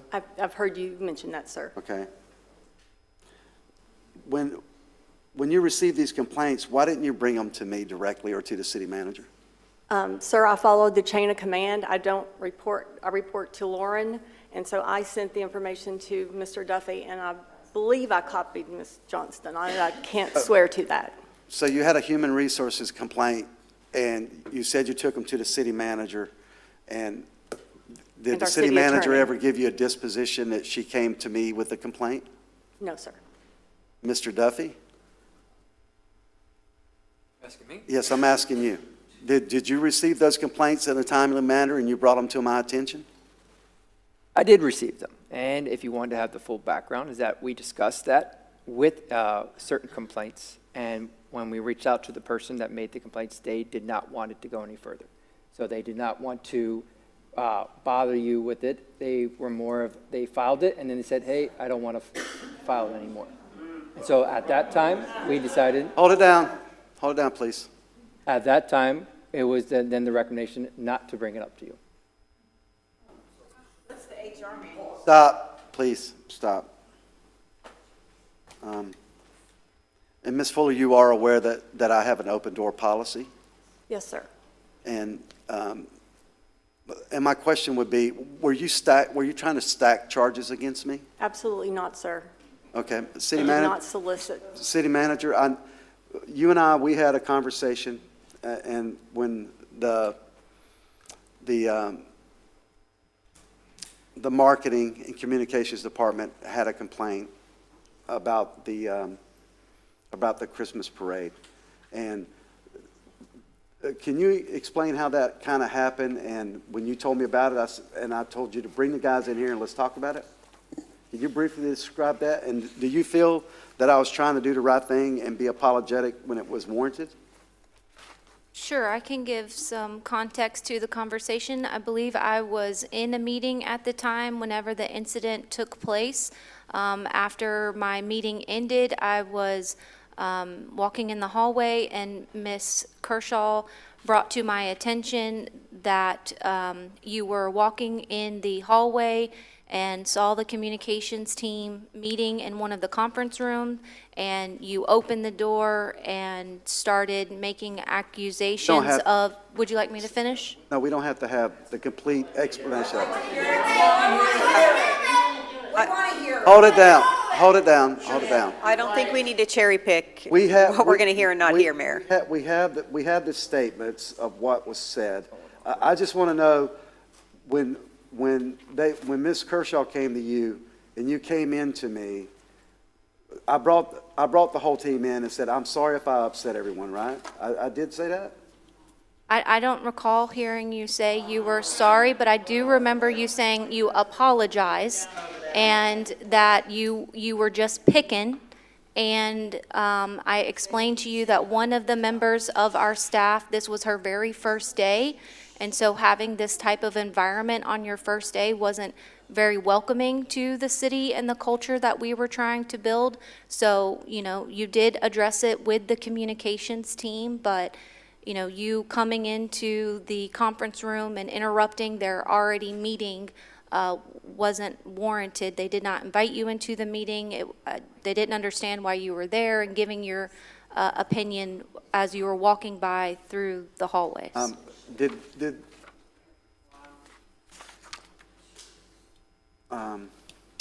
to think of his name. Okay. When Ms. Kershaw's complaint about the toenail polish, the infamous toenail polish, did you bring that to my attention? I discussed with Mr. Duffy how to handle the situation because we had not had very many interactions with you, Mayor. You were just becoming elected. I tried to do a one-on-one with you and Mr. Duffy to welcome you and go through things. You asked for 3 things from me in that meeting. I was there for about 5 minutes, and so it was difficult to try and, go through some of these things with you. So I brought it to Marcus's attention, and Marcus told me that he talked to you about, I'm sorry, Marcus, military, I'm not familiar with that terminology, but Recall roster. that and just, acting, how military officers act and in that nature. So at the time, you didn't feel it warranted bringing to my attention to say, hey, sir, I know you're military, but just chill out, because I am the kind of person that if you have an issue with me, I would prefer you bring it to me. And I think when I gave the my initial introduction, you can correct me if I'm wrong, Ms. Fuller, Didn't I say I have an open door policy? If you have any issues with me, please bring it to my attention. Absolutely, sir. So do you think I was welcoming and I was being genuine in that? I don't know your intent. I just know that you said that you had an open door policy, and we had a good conversation. Okay, thank you. All right.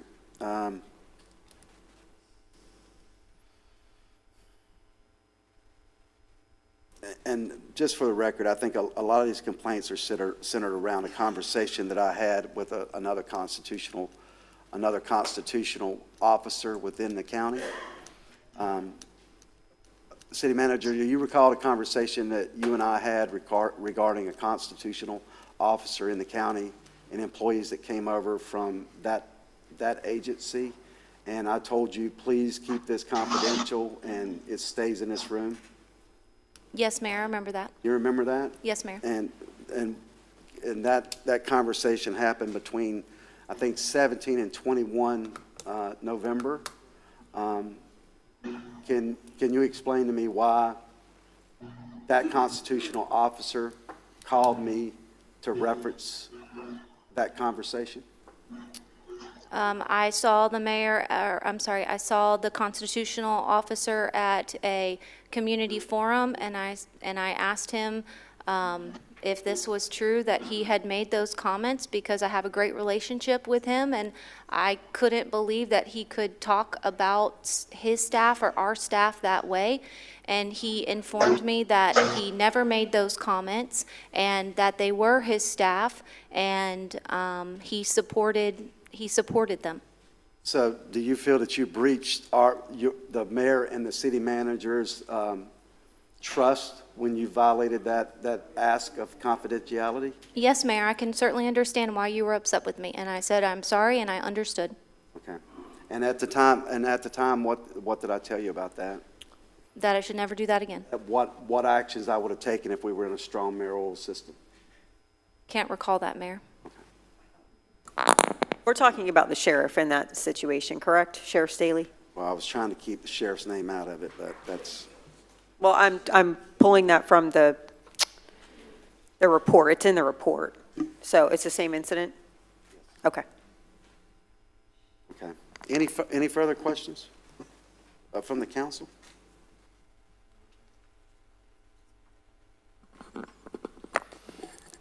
Mr. Mayor, I think the report speaks for itself.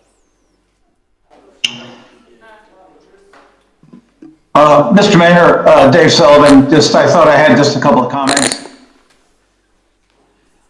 Go right ahead, Councilman.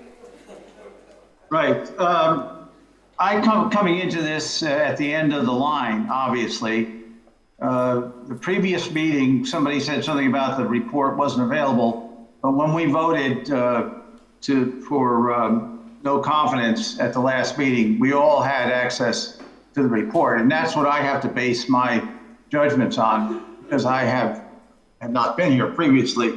So to Adam Brandon, I like to get to the bottom of things. I read the report, but I think your paragraph 6, your conclusion, kind of summarizes exactly what you feel in general terms as to what is going on here. So I would like you to actually read the short paragraph 6, your conclusion in your investigation.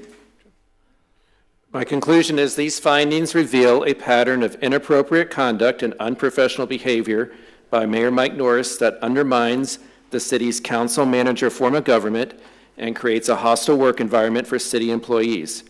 Mayor Norris further exceeded the powers under the city charter by seeking the resignations of the acting city manager and chief of staff. Further independent investigation and corrective action may be warranted to address these issues and restore integrity and morale. And my point in reading that is, that's what I have to go on. The reports, what I've heard at the podium. And so just to make sure everybody understands, that's what I am basing my decisions on. And just want to make that clear. Is that it, Councilman? That's it. And you stated, did you state, I haven't read all the way through that really because I couldn't stomach it. Did you say that the city charter doesn't define influence? The city charter doesn't have a definition for interference, not influence, interference. Interference. So that's why I use the dictionary definition from Black's Law Dictionary. Okay. Any other questions from the council? No, Mr. Mayor, I have a motion. No, you don't get the motion right now, Councilman. I move that this council, in addition to all the items that have already been... Point of order, Councilman. Let's go to the parliamentarian. We have to go out for public comment. Well, I'm going to make a motion so we can go out to public Oh, comment. no, we don't need a motion. This is just a presentation. I'm sorry, the question was if we had any other questions. Are we waiting on the public before we give comment up here, or are we giving comment, and I'm not talking about motions, but are we giving comment on the actual report and then going out to public comment? I'm just asking for clarity. Well, we were just discussing it, right? And it was a presentation, we discussed it, and we typically put it out to the public for comment. Yeah, no, I understand that. I didn't have any questions. I just, the major concerns for me that came out in this report are a couple comments. One, a comment made to our economic development director that I'm going to choke you out. That's a problem. And the multiple instances of I'm going to fire your ass to multiple employees. And the other one that, there were separate statements that corroborate you telling our communications department that the presentation was horseshit, the Christmas parade, and yelling and screaming. And Mayor, look, I've got a raw sense of humor too.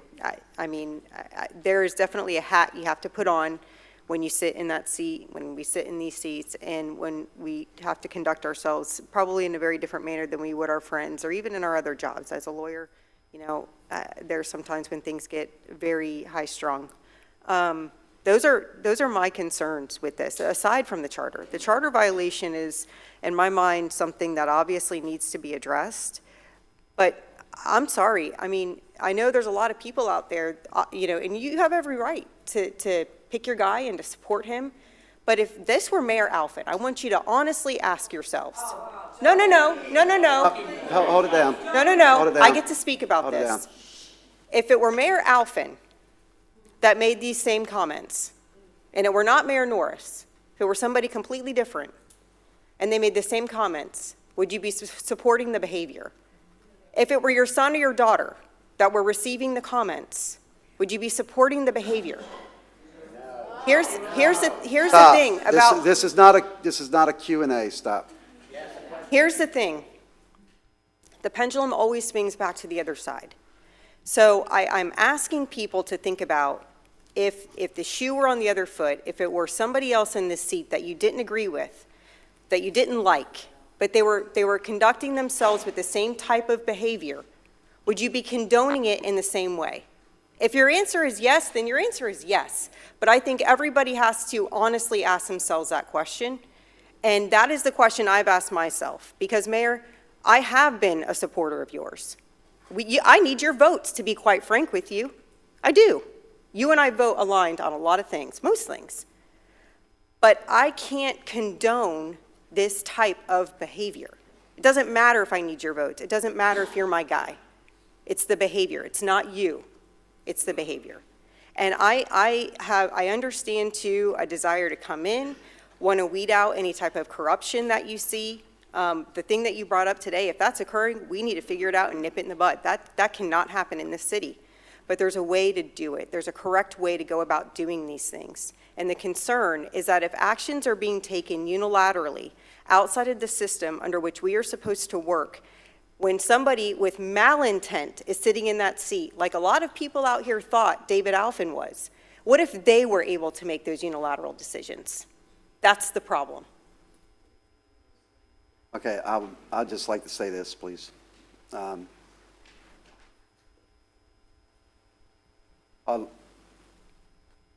lot of people know my personality, and I'm a candid person.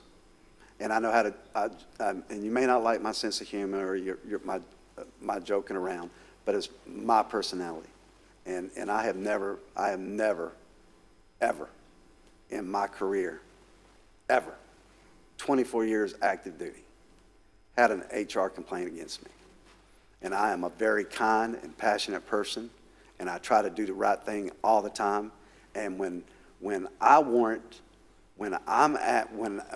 offend someone, and I'll apologize. But when you have people that do pretty much a public lynching of me, after I received the votes I did and the support I received in this community, and for someone to sit on this dais and call me a coward, I have 2 Bronze Stars. So do I. Nobody asked you, Councilman. I'm just saying. Come to order, come to order. I have personally been credited with killing over 75 terrorists. Personally credited with. And I'm a passionate human being. My team rescued 26 malnourished children, special needs children in Iraq. We set the standard for humanity in Iraq when I was on that tour duty.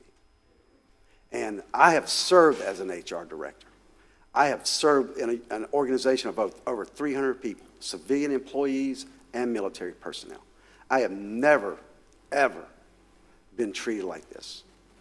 And I would never treat anyone on this dais like this. And I know some people on this dais actually campaign against me. We have Republicans in the Republican Executive Committee that sat on this dais that campaigned against me. You got a former city council member that wrote the script for my opponent to attack me on the radio. It's not my fault. It's not my damn fault that you didn't get your way. But I am here to represent the people. I was out this morning talking to issues about flooding down on the south end because our staff is not doing what they're supposed to be doing. They haven't been. We're about to be in $500 million of debt. And we have our chief of staff stand up here at this podium after I finally badgered him into telling me that even with a $500 million investment, we are not going to have the water capacity, wastewater capacity, to sustain us with an additional 19,000 houses that are in the queue. How did we get to this point that we racked up houses in the queue that we can't support, and we will not have that support in the future? So if I've offended anybody in this city, in this organization, I'm sorry. I am. But you should be able to come, you should come to the mayor with an open door policy and say, sir, I'm sorry I was offended by that. And I have apologized to so many people in my career because it warranted. I apologize to my kids. How many parents apologize to their kids? So that's the person I am, and I certainly did not demand anyone's resignation. I did not demand it. I didn't tell Lauren Johnson, if you don't fire this person, I'm going to fire you. I never did that.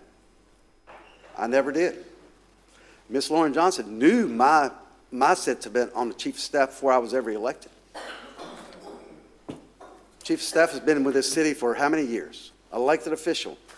Now works in the city as a chief of staff. That enabled to developers to stack up 19,000 additional houses that we can't support after we make a $500 million investment. That's how it is.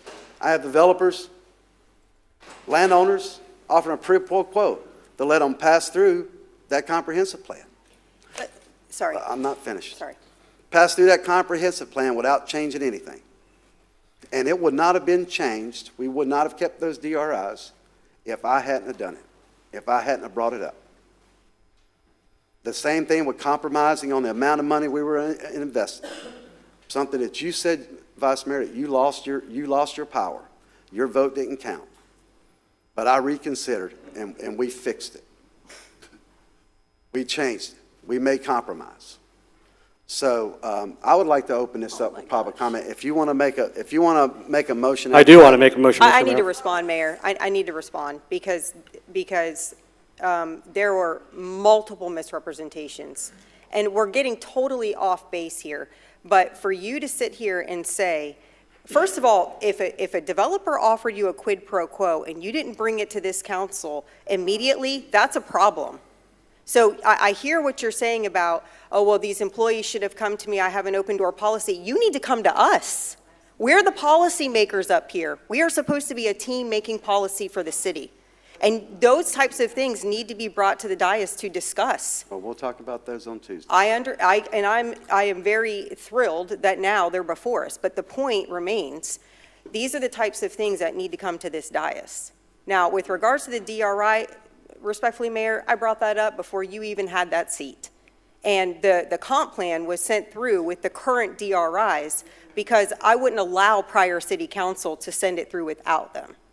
Okay, and the utility, you are going to vote for the full utility rate increase. So please stop lying. That is part of the problem in this report. You can get upset if you want. You can get upset if you want. I'm done. You know the truth. Are you done? All right. Mr. Mayor, I move that this, in addition to the actions that this council has already taken, that this council immediately send a letter to Governor DeSantis requesting your removal from office for malfeasance. I ask this letter to include the signature blocks of those on this council that choose to vote in favor of this motion. Is there a second? Oh, I'm sorry. We got it. Is there a second to that motion? Anyone going to second that motion? No one's willing to second that motion. Thank you very much. The motion dies for lack of second. We're going to Hold on a second. I'm unmuted. Stay Sullivan. I will second the motion for discussion. Shame on him. Any further discussion from the dais? I can't support a motion to send a letter to the governor to ask him to remove a duly elected official. I do support sending it to the Ethics Commission because I think that is the proper chain of command and thing to do and to allow them to make a decision. But without sending it to the Ethics Commission and allowing them to do their investigation. And by the way, I think that all of these statements should be attested to under oath. I think that we should go back to every single one of these folks, see if they're willing to sign an oath statement and affix them, because I think that's really important. But I'm not willing to ask the governor to remove a duly elected official at this time. Any further discussion from the council? Yes, Dave Sullivan. I still feel, as I did at the previous meeting, that the next step is to the ethics, state ethics board, and probably it does not make sense right now to go direct to the governor, although I'm sure there's strong feelings on both sides on that.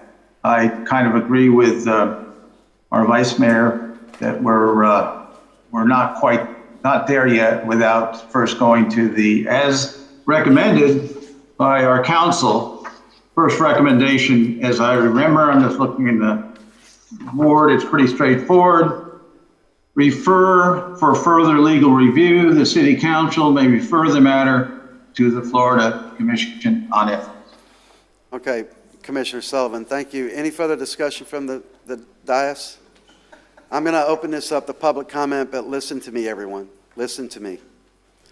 Please be respectful, and be respectful to both the council and the community as a whole, and no defamatory comments. Yes, Mr. Perry Matrano. Perry Matrano, resident here, 20 years. Pull it up a little bit, Perry. Pull the mic up a little. How's that? Okay. I just want to say that this is very difficult to watch, very difficult to be a part of. As a resident, the long time that I've been here, I've watched many mayors act mayoral. This is a little disappointing, knowing your character. I know you long enough now, being the chairman of the party here. I know the way you are, but we do need to get back to business. We need to be more mayoral. We need to respect the current city manager for the job that she's been asked to do, by the way. okay? And I don't even know how you sit there. And I applaud you.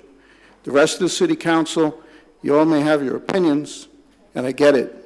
But at the end of the day, the bottom line is it's all about the city business.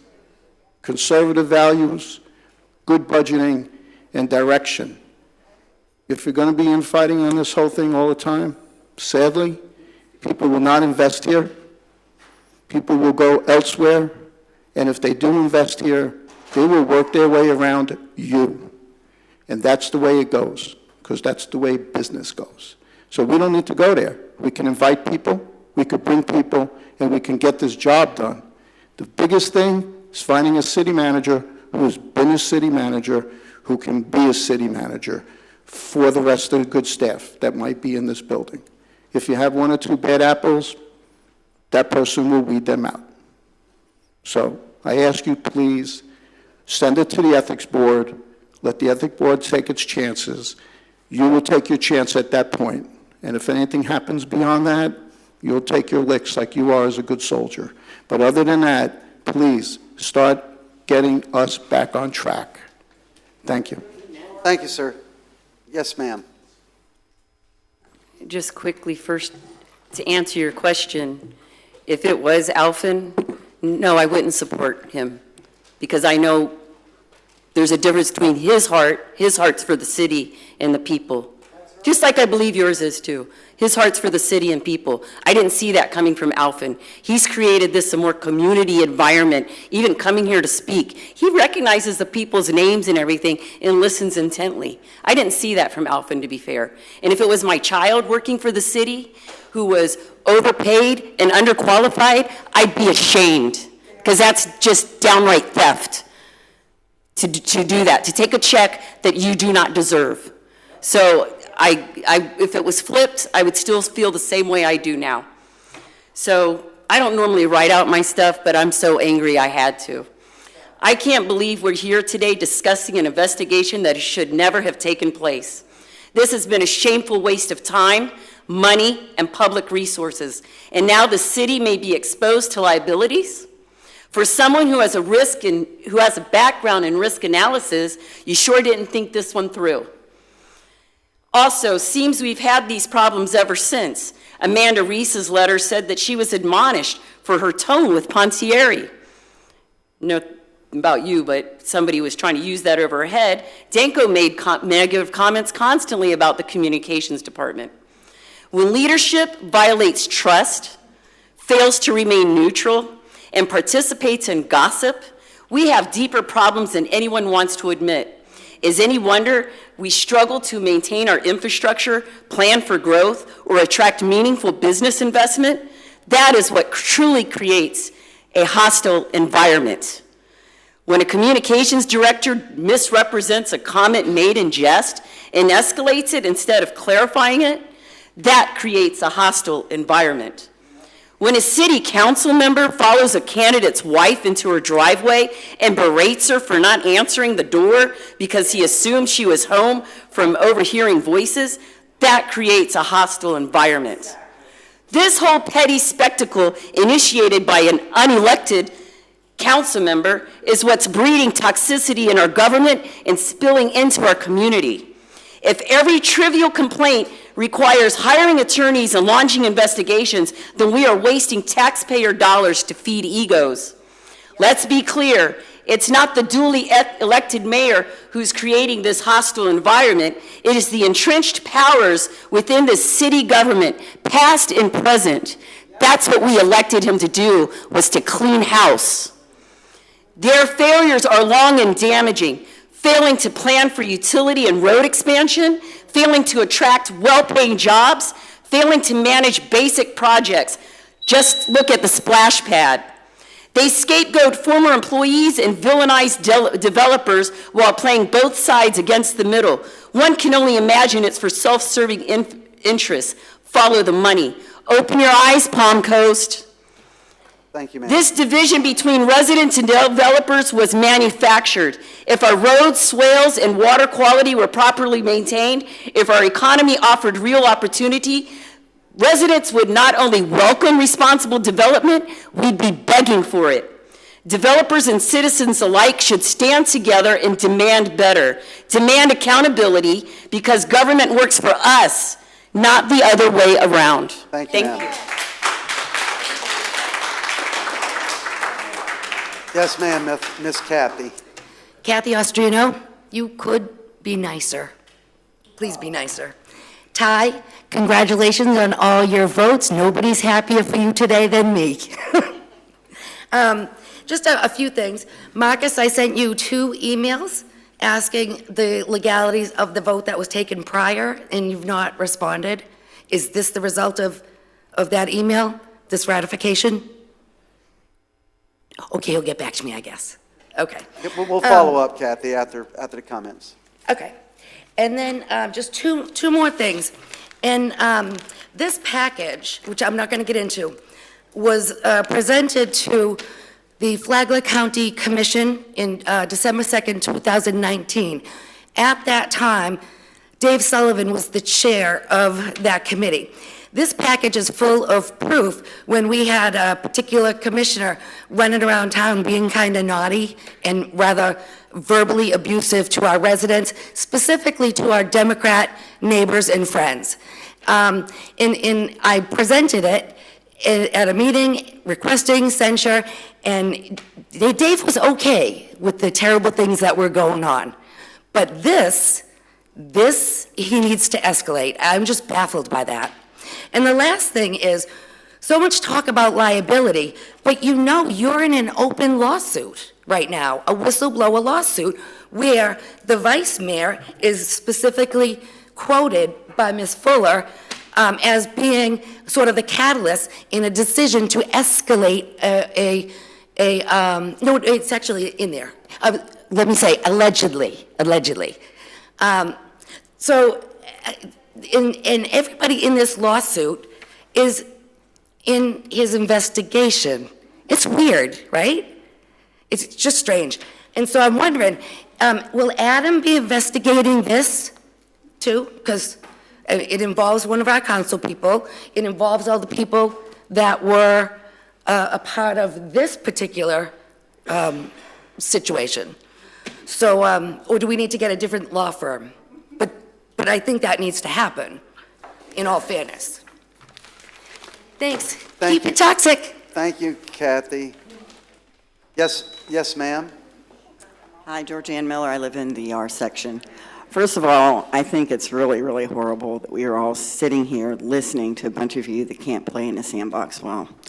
Obviously, we had complaints against the mayor that went to HR. She said she took it up the chain of command, and it fell apart. None of this should have gone anywhere. We already had one time where he said something or did something that you felt wasn't appropriate, and he apologized. If we need to redirect his military directives or how he's managed people in the past, then we should do that. Also, why is it that he didn't know that he wasn't managing the city people or your personnel? That should have been brought up to him with HR long before any of this crap happened. He should have been told, you're managing this, you're not managing the city manager's job. Granted, I understand your frustration. In the 6 months I've lived here, I've had somebody call the water department and turn off my water. They weren't me. I had to call and say, why did you turn off my water? And they said, yeah, you called yesterday. Processes and procedures in this city are non-existent. And if we had proper processes and procedures for our departments, who are lovely people, you work with great people. The people that work in Palm Coast are very helpful. They're always lovely to deal with. They're never nasty. They need guidance. They need processes and procedures. If our charter failed to put together what we should do in this situation, let's address that. If our HR department saw that they did nothing, wouldn't her next response be, oh, well, if you didn't do something, should I go see the city mayor? Should I talk to the city manager, the mayor? Should I talk to a council member? Why did she just let it drop and not do anything? We shouldn't be here for, you're wasting our money with attorneys and with all of this stuff when all you need to do is play nice in the sandbox. Mayor Norris, I voted for you. I think you're a great mayor, but if we're having difficulties communicating with different departments or with people, let's address that issue. We don't need attorneys to tell us to address that issue. Let's address that issue. If we've got a problem with communications between the city manager and you, sit down and let's get through that. We don't need attorneys and wasting the city's money that we are so desperately low on from the past fraud and abuse that we had in this city. Please, let's get rid of this whole thing. Somebody say, let's just drop the whole thing. Let's start from ground zero. Let's go back to HR, who didn't follow up with the initial complaint, and let's start all over. And let's drop this ethics and drop all of it and just start over. Stop wasting our money. Thank you, ma'am. Mr. McDonald. First comment I wanted to make is something that just came up. This motion that we just saw. So what we're seeing here is the two unelected members of this council just made a motion to remove the elected mayor. Where are we living? Are we living in a communist country or something? What the heck is going on? Okay, military guys are thinking about this? I can't even begin to even fathom how this thinking even gets into this room. It's completely bizarre. So let's talk about the Lawson report here that I've read quite a bit of. And the first thing I want to comment on this is very simply this. I had a conversation with Ray Stevens. Ray Stevens is a detective lieutenant out of New York City, a DEA guy, okay? And he's the only guy who's ever sat in a seat up here who had an FBI ring, all right? So here's the bottom line of what Ray says. He goes, I told him that this attorney was very well respected. From what I read online, he was a super attorney back in 2017. And so Ray's comment is, what happened? This wouldn't even get off a detective's desk. So what I want to discuss here is this, is that what you put forward as a agreement to have somebody, have this fellow look into, okay, and came up with here are two entirely different things. This says, investigation into allegations of violations of the Palm Coast City Charter, interference with city employees, and other possible conduct of Mayor Mike Norris. Excuse me. Okay. All right, so I don't know about this other stuff, but let's just talk about what's in the charter. What does the charter say? One thing that I can find that's of reference, non-interference, okay? And one of the things the only thing it says here are that members here are expressly prohibited from interfering with the performance of the duties of the city employee. So I want to ask Mr. Brandon, where was an employee interfered with in his duties, okay, in working for the city of Palm Coast? Are we talking about feelings here? Are we talking about the snowflake factory that we've got running down here? What is going on? We're supposed to be running a city. We've got all kinds of money problems, okay? We can't hire a city manager. I watched this guy 2 days ago switch seats and say, yeah, okay, I'll go with him. And then he said he'd switch over here just to get it done. But you guys couldn't get it done. It's just amazing to me what's going on. And you can't even read what's in print, what you guys wrote, okay, and what you asked this gentleman to do and what he did. As Ray Stevens said, the guy with the FBI ring, okay, this would not have gotten off a detective's desk. It's garbage, is what he said. Thank you. Thank you, sir. Yes, Miss Jeannie. Hello. I have never seen our attorney, city attorney, Marcus Duffy, be so active in a meeting before and actually acting like he knows what he's talking about. I'm so sorry. Councilwoman Pontier, you invited us to call you and talk to you privately. I would say anything you have to say to any of us privately on the phone or in person is something you should be able to say to all of us. I do not respect that you are trying to put us in the dark, personally and individually, when you're acting like you want to, not acting like, let's take that back. You are insisting that we are in the light with everything about what's going on now, trying to line our mayor up to violate the Florida state statutes. It looks like a setup. I am really appalled, really appalled. And by the way, I filed a lawsuit. I put my own money against the council, the previous council, after Ed Danko asked me personally to head his lawsuit against you guys, against the referendum to remove Provision 3E. Ed Danko asked me personally, would you do this? And it wouldn't be of cost to me. I didn't trust Ed Danko, so I filed my own. Of course, in the court system, I'm by myself, I don't have an attorney, and I got poo-pooed out of the courthouse, like, eh. However, Alan Lowe and Danko's, of course, I'm sure Danko and Alan Lowe were collaborating with each other against this. But who paid for Alan Lowe's lawsuit? Where'd it go with Ed Danko? That actually went to court. Everybody was there. It was a room full of attorneys that were being paid. By who? The city?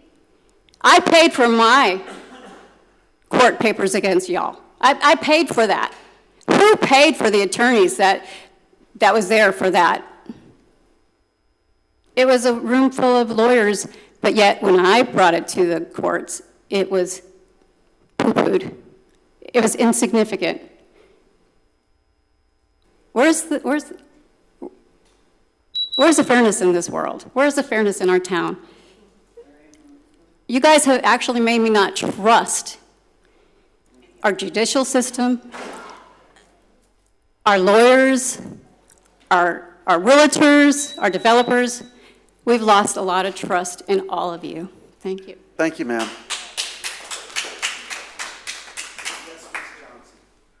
Hi, Leslie Johnson, Palm Yes, ma'am. Coast. I warned you a while ago that you have inherited a lot of distrust from previous councils and some of the things that they've done.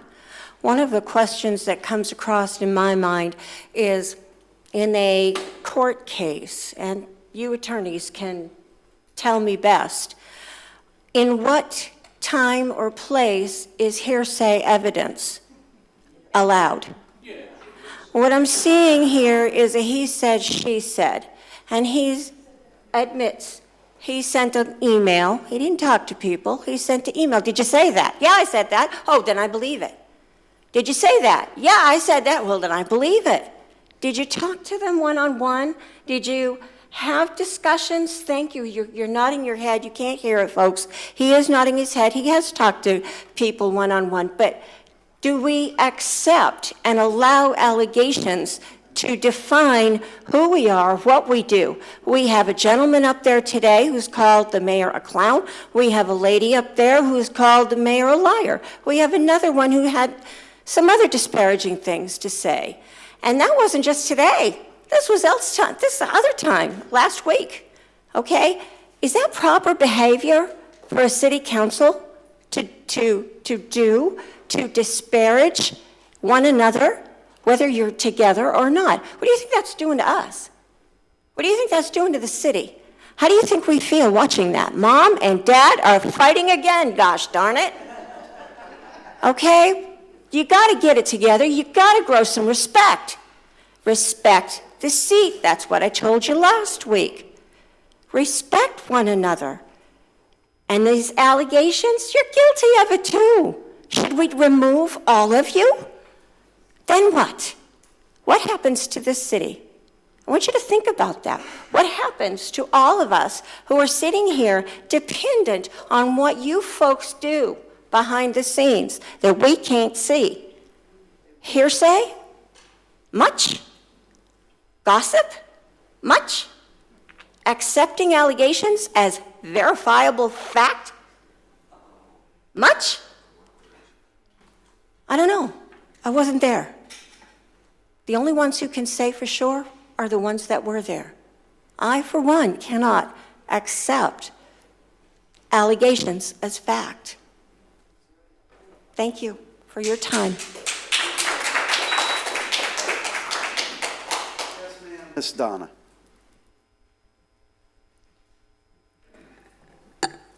I'm short today. I don't have my heels on. Good afternoon. I'm going to start with the easy one. Ms. Pontieri, if she really wanted your position, she had the opportunity to run for mayor in February when the ballots had to be cast for mayor. So that would have been her decision at the time. I don't think that it's fair to target her at all today. The only reason why she's in the position she's in is because she's vice mayor, and that the chore is there, that if there's any kind of issue that had to be dealt with, that's the position she's in, and that's the way the charter is dealt with. So I think we just, as an audience, we need to be fair for that factor. Moving ahead, I will be open and say that, Mayor, I voted for you, and you know that, and you know how I feel about you. So I just want to say that in my corporate experience, my responsibility was to be global in my Fortune 100 company. And I had to adapt my behavior and my style for wherever I visited, whether it was in the United States or whether or not it was abroad. And I think that listening to you today, I'm just saying that military style worked well for you, and because there was a brethren, and there was a sense of trust, and there was a sense of respect. And I think that while perhaps cursing, or even your military brethren that came up here and said that that's just the way we speak, and I will tell you that, let me tell you at home, I really can let it out myself. So that's okay. But I cannot do that when I go to my 5 philanthropic women's clubs meetings. It just wouldn't gain and respect for my other women that are empowered within ourselves and the way we want to gain business, and respect against my other women that are out there trying to gain business. So I think we have to fast adapt. And I think where we faltered here is that you had not gained respect within the Palm Coast City Council and within the Palm Coast City building here at large. So I think, and I do believe that you are a sincere person. I've met you, I've been with you, and I think you at your core, you are such a good person. But I think before you joke around and before you want to use colorful language, you have to have respect of the people first. And then it can become cocktail hour talk, and that may be suitable for after hours. But when it's in the workplace, it just can't be. And I think that's where sometimes we fall short. And so I think no matter what happens with the investigation, we have to all do better, because I want the moratorium, and I think 99% of Palm Coast wants it, because we have to fix our city that's gone awry. And let me take 1 minute about Mr. De Lorenzo. We can't hold him accountable. He also had higher people that he had to report to. So that man didn't individually put us in the water situation that we're in.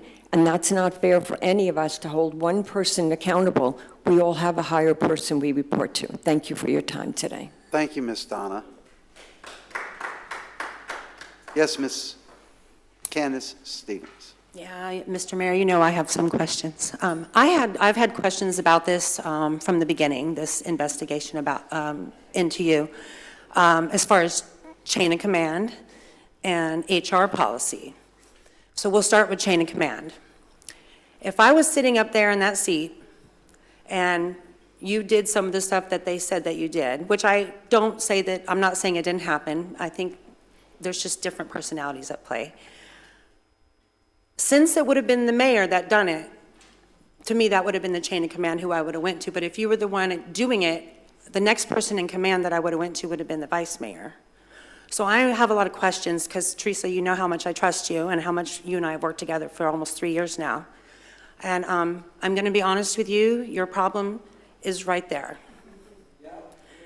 This man told me stuff up there at the dais the day I was running, and I came up here and spoke to everybody, and I spoke to him. He told me things and let me think things that he should have never done, and it was done on purpose. Before he came, you guys were sitting up there smiling, and you were doing it too. Everybody was happy. We were talking about what we were going to do, what we were going to stop, and some ways on how we were going to do it. You guys were laughing and smiling and joking around. I remember because I've been coming to these meetings so often. Even when you walked in the room, the air was different. But it's not anymore. And I'm sorry, it's you. How come everything against you, Mr. Mayor, is coming out of your mouth? You called him thinking it was David Alfin. You still haven't answered for that phone call, by the way. And where the hell is your placard that goes on your jacket that you normally wear? Nobody else has ever worn that besides David Alfin, Mr. Mayor. Your mole is right there. This is your problem. And a lot of us think that you are illegitimate. You should have never been appointed because of the timestamps of when the Hyder, all that stuff came out. He's not the problem. He's different than Alfin. They're used to being treated by somebody that has a manicure. This man don't have a manicure. Look at the evidence in front of you. I've looked at it. I see it. Everything can still work out here. There's your problem right there.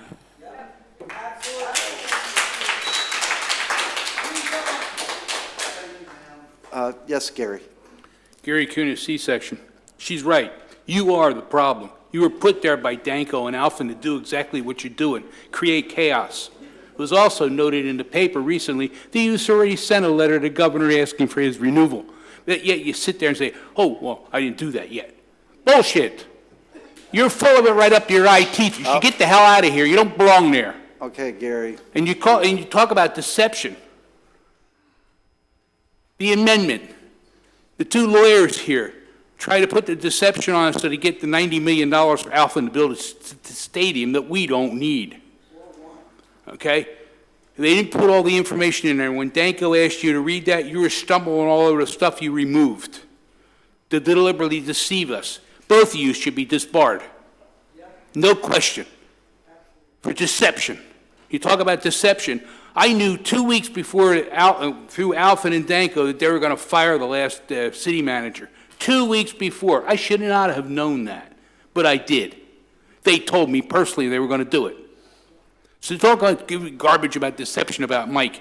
That all started with this smoking bullshit that started with the kids that claim the teacher failed them, and they call about the teacher, well, he did this and he did that. This is what this is all about. Period. 4 of you should be thrown the hell out of here. Thank you, sir.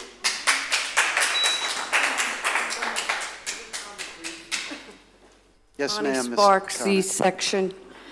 I've been hearing all this stuff, and I really blame human resources for a lot of this. I've been in the workforce, and if somebody did something wrong, we took it to human resources, they addressed it, and they dealt with it, and it was over. What is this investigation doing with you, Mayor?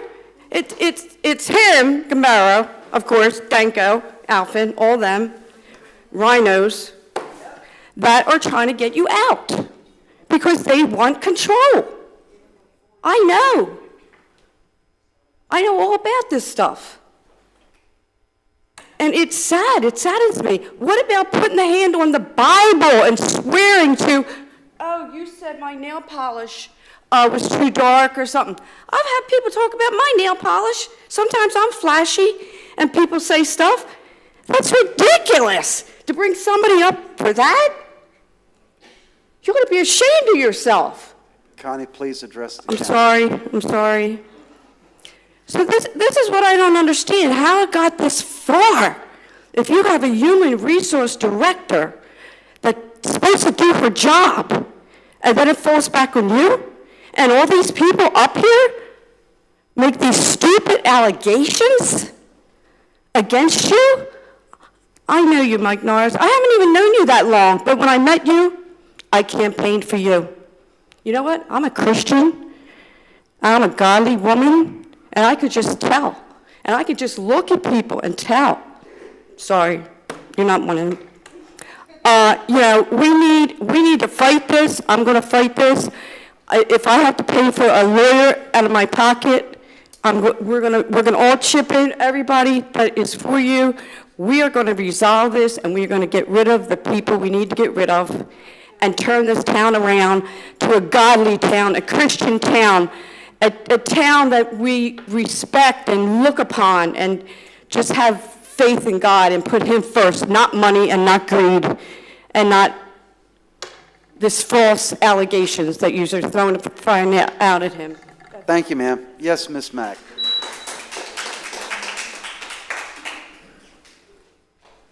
Marilyn Mack, the F section. I've been here 15 years. I just want to say, on a humorous note, because anybody that's worked in the government, and I worked in it for 26 years, all different levels, I already see what's going on. It's very obvious. It's as obvious as the nose on my face. It's total setup. Total. But what's hysterical about it, we can laugh about it now, they never follow any rules here. They break all the state laws on drainage and federal laws on drainage. Ethics? This isn't an ethics violation. So go ahead and send it, because it's not an ethics violation. Y'all don't even know what ethics means. And as far as him breaking the charter, supposedly, on the setup, do you know how many ways the city breaks their charter? So it's laughable. It's a joke. But you wasted our time and our money. I want to know how much this cost. I want to know how much that cost the taxpayers. So I do want to have that answered. Y'all are laughable. And you're really seriously, you need to go. You should be ashamed. You should just get up and walk out. Because we're going to get rid of you, one way or the other. You're done. And everybody knows about DiLorenzo, and a lot of people know about what Holland did and all the criminal activities she did, and you want to attack him? Are you kidding me?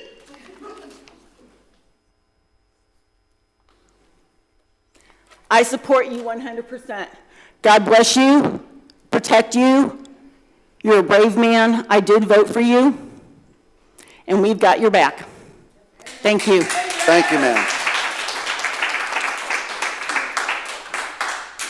Yes, sir. CD. C.D. Rossell, I live in the K section.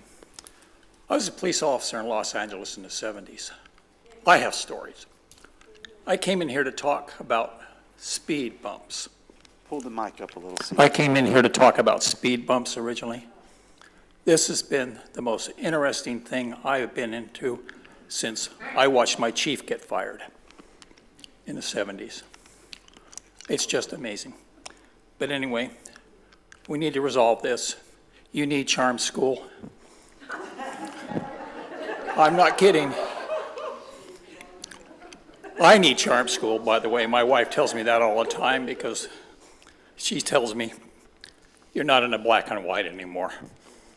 Anyway, we'll get it resolved.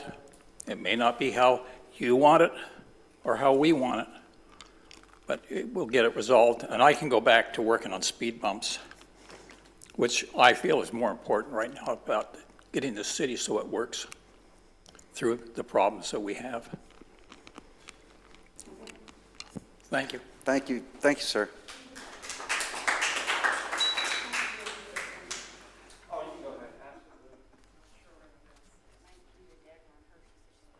Good evening, good afternoon. My name's Amy Listowski. Yes, ma'am, C-section. Amy. How are you? Geez, I don't know where to start. Get close to the mic, Amy, I don't know please. where to start. I will say that I did come to some city council meetings a few years ago.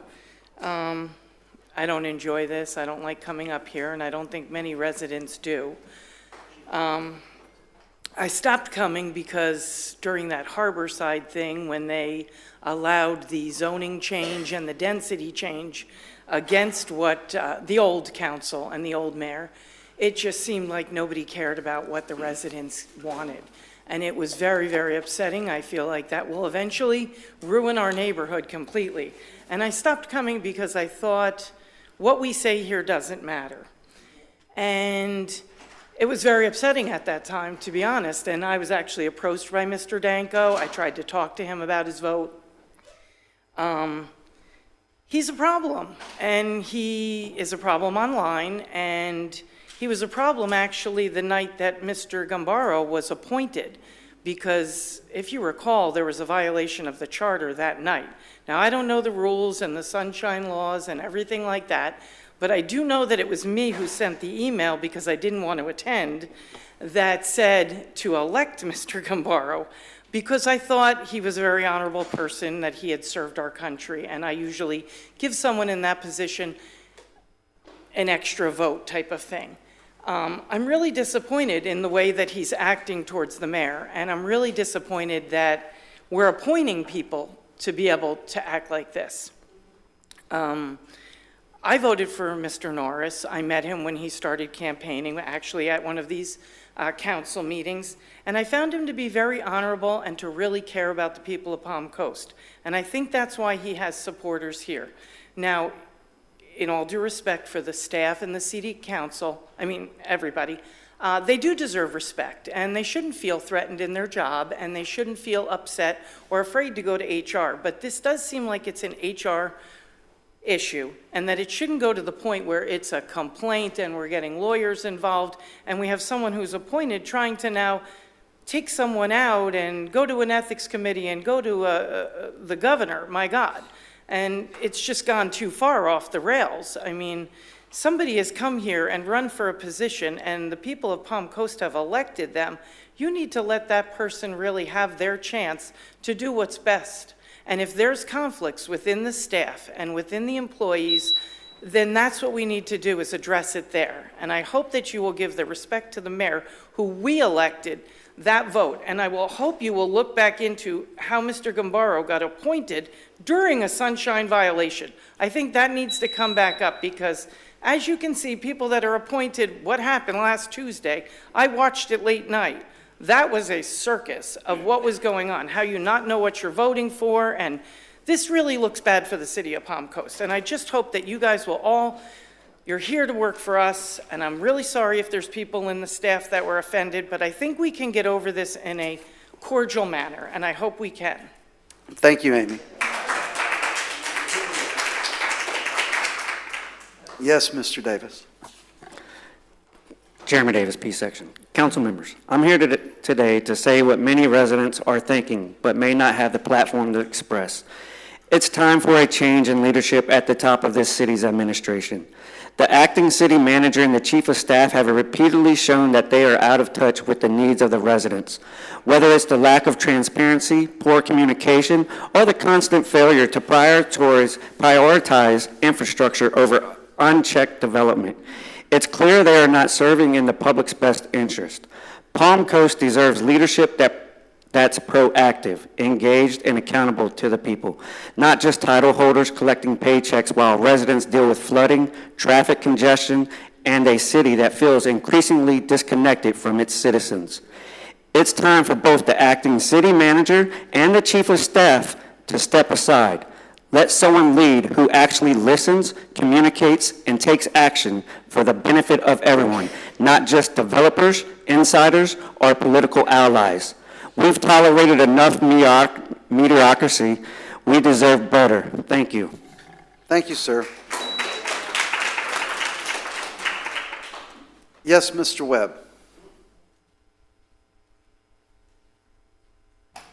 Mark Webb, Palm Coast. What we are experiencing right now is an example of failure of our human relations department and services. I came in today to listen to how egregious, terrible, sad comments and things that sadly happen in many of our private and public employment areas. We have an attorney to lean on to assist. You guys agree to follow the attorney's guidelines. I worked for the Boeing company for 20 years, and as an executive manager, signed documents that said I agree to follow the directions of the HR director. Do you know why? Because it prevents this kind of manipulation and control and agenda building the appearance of agenda building, so that when an individual has what is clearly an issue, something said, whether it's meant or not, they go to HR, they meet with trained individuals, and Mayor, you have a degree in this, and you know the value, as in the military, we know there needs to be that third group of people, and yet what I heard today from your director was, I was informed of it, I did an investigation, I asked the harmed person, the victim, what actions they wanted. They didn't want to go any further. That means it's done. That means the process worked. That means that somebody says something, somebody does something. People, this happens every day in a workplace. You have a bad day. Maybe you had a hangover the night before, whatever. Your football team won, your basketball team won, and you say something and you offend someone else. But the process means you go to your HR, you have that conversation, HR does a deep dive, finds out what happens, presents that, makes a decision, apology maybe, reprimand, training. We've heard some great suggestions from this hired attorney as far as we have a bare bones charter that needs to be beefed up. But I heard it was done. I heard all parties were resolved. But it wasn't, because politically, agenda-minded people sitting on this council grabbed it, went to the media, blew it out of proportion, and now here's where we are now. So it's kind of sad. And I hope we learn from his comments and become better tomorrow. Thank you. Thank you, Mr. Webb. Anyone else with public comment? Seeing no one come forward, we'll bring it back to the dais. Any further discussion from the council members? There's, no, sorry. Yes, Vice Mayor. Putting aside all of the HR complaints, I think the heart of why this came up, it's the first thing that Councilman Gambaro brought up, was the charter violation. The charter violation needs to be discussed. Somebody cannot unilaterally make any decisions in this manner. Hold it down, please. If there are charter violations that one of us at any time, and somebody mentioned the sunshine violation, I brought that up because it doesn't matter who is doing it, it needs to be addressed. There are rules that need to be addressed, the rules that we have decided that we are going to follow as this governing body. I understand that people have a disagreement with regards to what could be inappropriate or appropriate in the workplace. I think the repeated behavior is inappropriate. But at the end of the day, it's, to me, the most egregious, or I guess the most prolific thing we need to discuss is the charter violation. And I know that there's a lot of sentiment out there that says that people who think, you know, the mayor messed up, maybe he shouldn't have done one, you know, I'll talk to you directly. Maybe he shouldn't have done one thing or the other. But in the investigation, it makes very clear that there were repeated efforts to fire individuals by you unilaterally, whether it was a city manager or people below her, and that you were repeatedly told not to do it. And it is that I take a very large issue with, because if it were any one of us at any time who operated that way, the system would fall apart. We can't do that. With regards to all of the other things that, you know, have been brought up as far as, you know, these things need to be taken care of. We've had these failures in the past and those failures in the past. I think all of us up here want to try to do what we can to make to steer the ship now in the right direction. And that includes you, Mayor. I do think that you want to do that, but we got to do it from here. So I can't just turn my eye to the charter violation. I can't just ignore it, because that's not the way our system works. I want to work with you to get good things done. We need to do it from this dais, and we need to do it pursuant to the rules that we're bound to. Thank you, Vice Mayor. Councilman Gambaro, you have anything? Councilman Sullivan?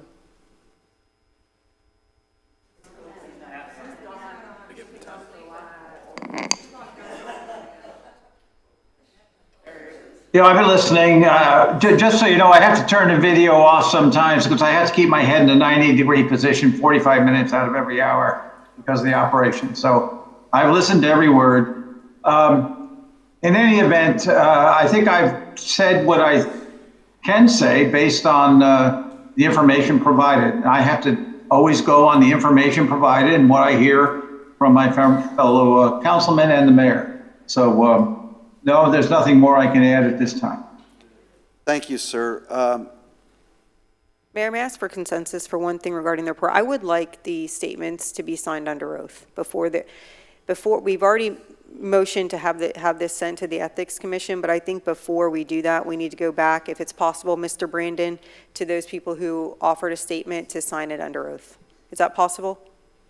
It's possible, if that's what you'd like.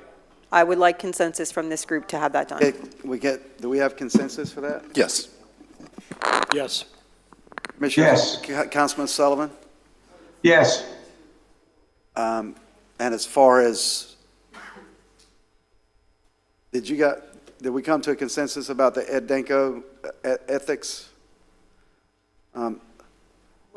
Marcus, could you answer a question about Mr. Danko's, his ethics complaint? Did you read through it? I have not looked at it yet. That's something I can advise you on, Tuesday. You haven't looked at Ed Danko's part of this investigation? I have looked at what's been presented to Mr. Adam. Yeah. Okay, so, but what you brought up, and it seems like Ms. Pontieri had a concern with it, but that we haven't had a direction to go that route. I think you guys could still have that discussion. I think we still have a motion on the table. I don't want to go away from the motion first. And once we have that motion decided either way, then we could probably have that discussion. Okay, if nothing else from the council, again, it's been a minute. Restate the motion. So my motion was to send a letter to the governor asking for your removal. Was that his motion? It was. It was seconded by. His motion. Call to vote, Ms. Cook. Restate the motion one more time. Council. I can't get over calling it. I know. Listen, Councilman Sullivan, please hold it down. Councilman Sullivan, please listen correctly, and if you don't mind, Ms. Cook, we will call his vote first, so there's no confusion. Yes, ma'am. Go ahead and restate the motion. In addition to the actions that this council has already taken, I move that this council immediately send a letter to Governor DeSantis requesting your removal from office for malfeasance. I ask that this letter include the signature blocks of those on the council that choose to vote in favor of this motion. Call to vote. Councilmember Sullivan? No. Vice Mayor Pontieri? No. Councilmember Gambaro? Yes. Councilmember Miller? No. Mayor Norris? No. The motion fails. That's the end of that. We have anything further from the dais, because we need to get out of here. We only have about 20 minutes left slotted. Is this final commentary? Yes. Final comments. Okay. Hold on, you have to go to public comments still for non-agenda items. You haven't done that yet. Okay, I'm sorry. Final public commentary. I have one more comment. Yes, sir. Don't we need to make some kind of motion if we're going to go forward with the letter to the ethics board? In other words, there is a draft that was presented to us today. So, and I know we're waiting till next Tuesday to finalize that. Any reason for us to make a motion either in favor of the draft as written at this point or not? I haven't had a chance to look at the draft, so I'd feel more comfortable waiting until Tuesday. I personally, I don't know how you got that draft. Was that sent out to all the council members? Because I certainly do not have it. I got it via email from our lawyer. Nope, it was not sent to you, Mayor. If you would like to be sent to you, I can do that. So hold it down. So it was only sent to Councilman Sullivan? No, it was sent to the other council members. Have you seen it, Vice Mayor? I haven't looked at it. Oh, hold it down, please. Have you received it, Councilman Miller? I have an email in my inbox, Mr. Mayor. Yeah. So it went out to the whole council except for the mayor? They were the one that made the motion. They're the ones that are signing it, sir. But I'm not, never mind. If you want it sent to you, I can send it to you. Excuse me, Vice Should be sent to you. Yep. So, and your suggestion, Vice Mayor, that we wait until Tuesday to deal with that? I think that just to give us time to look at it and also ensure, yeah, I mean, I haven't read it, I just know that I have an email. And also to ensure we get those oaths done and affixed to the statements, I think it would be more appropriate at that time. And we came to a consensus that Mr. Ed Danko's ethics No, complaint. we need to look into that more too. I'm not comfortable. I just don't know. I don't know, Mayor. I don't know. You brought it up here. I'm not going to opine on a legal opinion without looking into it. Yeah, well, I just wanted some clarification on some of the statements that Mr. Danko made in that complaint, because there's some serious ethical issues from if what he says is true. And so I guess we'll take a look at the draft and we'll reconvene on Tuesday for our scheduled meeting, and we will discuss, what's the other thing? There was another thing we had on there. I don't know. We're out. We're all tired. Tuesday? Yes. So, non-agenda. Anyone for any final closing comments? Yes, Mr. McDonald.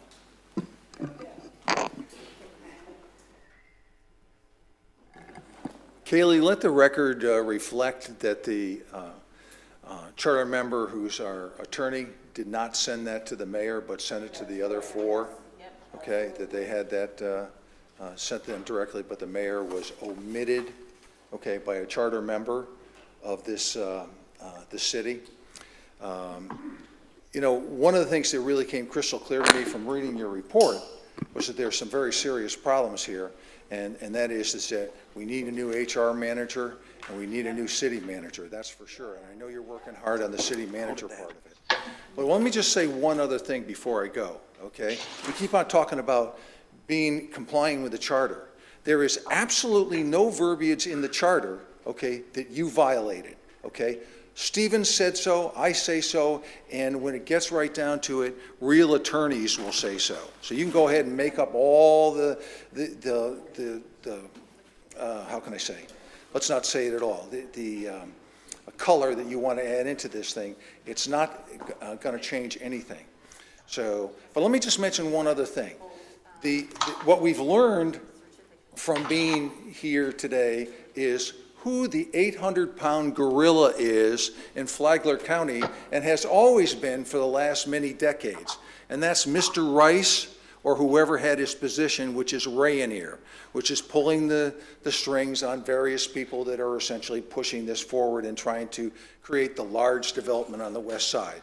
The city manager, I'm sure if you check it out, she has many, many conversations with Mr. Paul Rice all the time, and whoever it was before Mr. Rice, okay? That's who the 800-pound gorilla is in Flagler County. It's not Mr. Shimento, it's not Mr. Husseini that everybody goes around saying, it's none of those people, it's Paul Rice. So, lastly, okay, as far as following your charter, you didn't follow your charter.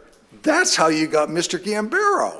Okay, and very simply this, back on the 27th of August, the acting city manager was required by the charter to declare that seat open by the charter because it was more than 2 years left remaining in Ms. Hyder's seat, and there was 6 months window before the election.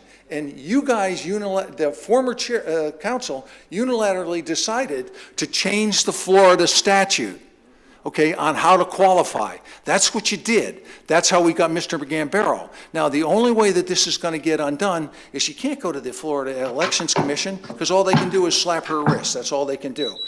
This thing has got to go to court. It's going to go to court, and it's very simple. It's as simple as reading the city charter. That seat right there should have been on the November 5th election, and you can go and you can listen to the minutes. The former council said there were 5 to 6 days to qualify, and I can personally attest to the fact that I have qualified for office in the city of Palm Coast in 24 hours. Thank you very much. Thank you, sir. Yes, Mr. Davis. I want to address what I just witnessed from the city attorney. And let me be very clear, what I saw was not just disappointing, it was deeply conflicting and erodes public trust. As a resident, I expect the city attorney, the highest legal authority in this chamber, to be impartial, consistent, and firmly rooted in the law, not politics. What we witnessed today felt more like strategic positioning than legal clarity. When the interpretations of the rules or statutes shift conveniently depending on who is involved, that's not neutrality, that's manipulation. The city attorney's role is not to protect individuals on the dais. It's to protect the institution of city government and ensure that residents' rights, the charter, and the law are upheld, even when it's uncomfortable. But today, I didn't see an advocate for the law. I saw an advocate for damage control.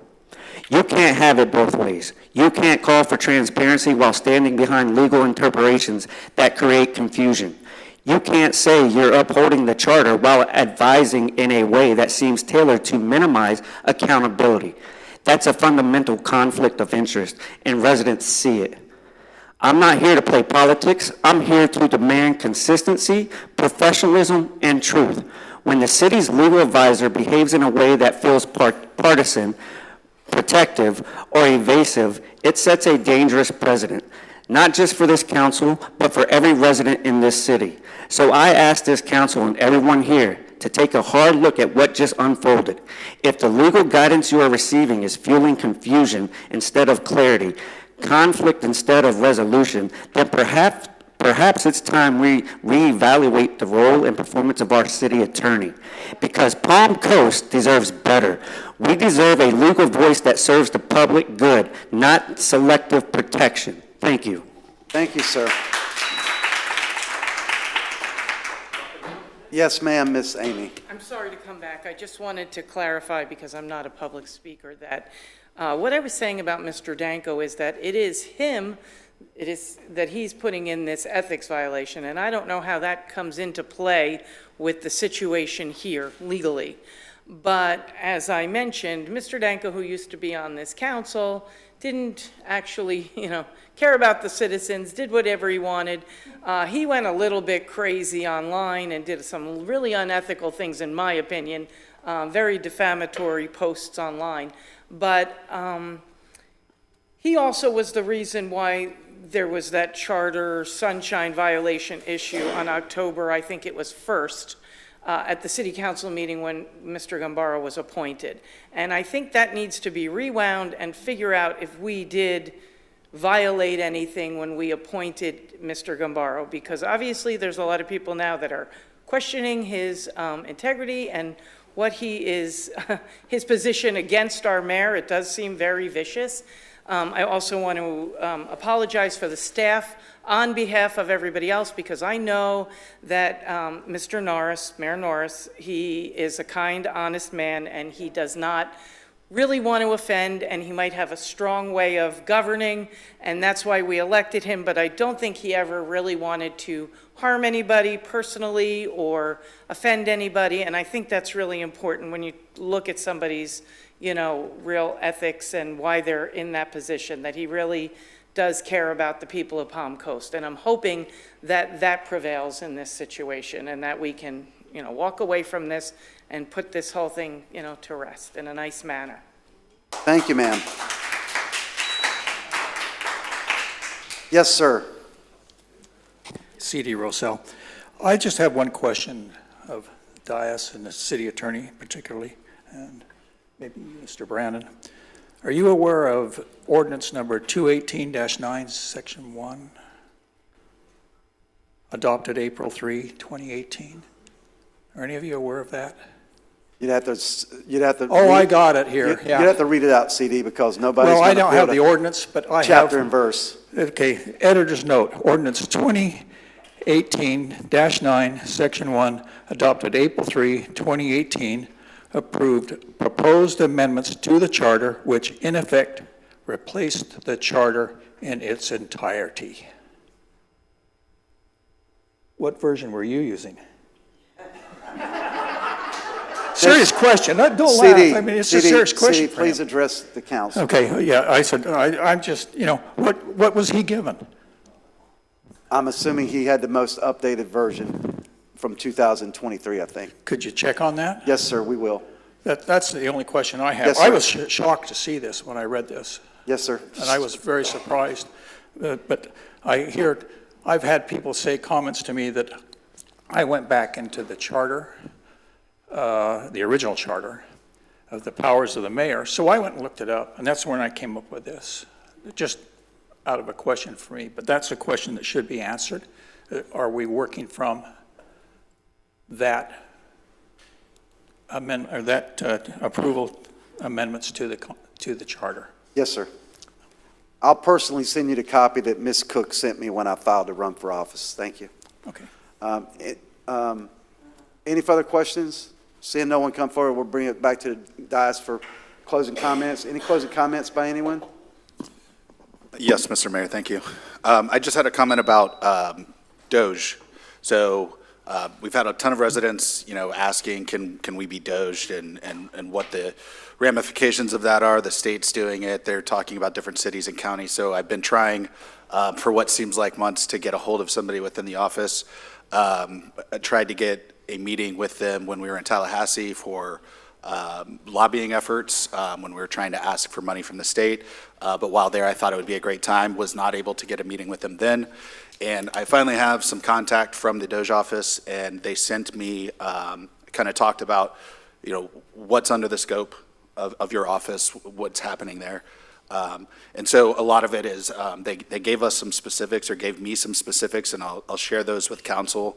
Had this conversation today just before the meeting, so hadn't had a lot of time to get it back to anybody else, but just wanted to bring it up. Basically what they told me to get the ball rolling is two things: a letter of support from the council, and then a resolution, and they gave me kind of a draft version of the resolution that we can change. It's the same thing with the letter of support. They said, by no means is this exactly what you need to send us. You can change it, define scope in different ways if you want to within the letter. My recommendation would just be going with kind of the blanket, everything that they have there, and I'll share that, but just wanted consensus from the council to try to move forward with those. Share the letter, maybe get a draft copy from the city attorney once we, look through it. But they did say quicker is better. So if we can look through that, if the council consents to that, and then maybe if we can get consent to try to draft a resolution for the Tuesday business meeting, that way we can get it done as quickly as possible and get that out to them. You wholeheartedly have my support on that, sir. Yeah, my support too. Yes. Councilman Sullivan, do you support that? Councilman Sullivan.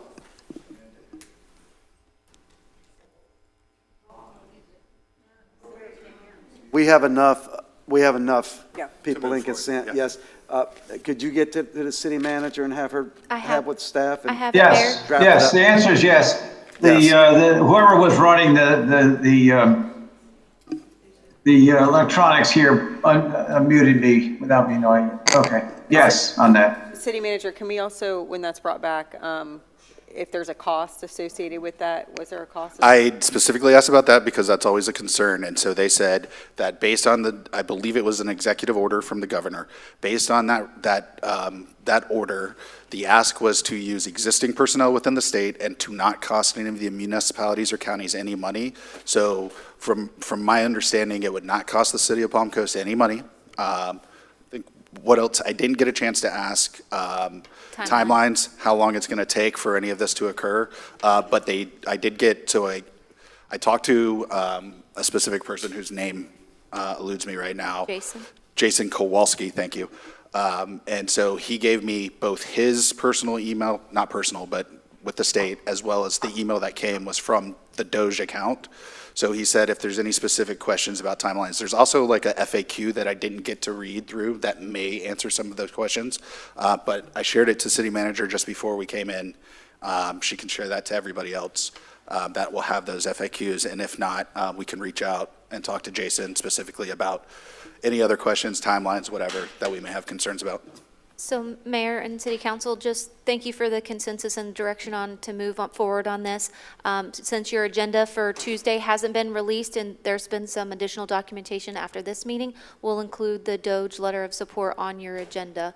So won't have it ready by 5, but as soon as I get the agenda out, we'll make sure that this is included. All right, thank you, ma'am. So you said, just so it's on the, you said the letter We'll for have Tuesday. the letter of support and the resolution. Resolution, Marcus okay. has a. Gotcha. Yep, That's all I was concerned with, is also the resolution. so you can take official action. Thank you, ma'am. Anything else, Councilman Gambaro? Councilman Sullivan? Nothing else right now. Okay, motion to adjourn? Oh, I'm sorry. I'm sorry. Pull it back. We're not adjourned. Nobody agreed. Yes, ma'am. Sorry, I just had 2 things. Follow up. I'm sorry. Okay, just want to thank you, Mayor and City Council. I know this was difficult, but I just wanted to take a moment to speak not as your city manager, but as a fellow member of this community.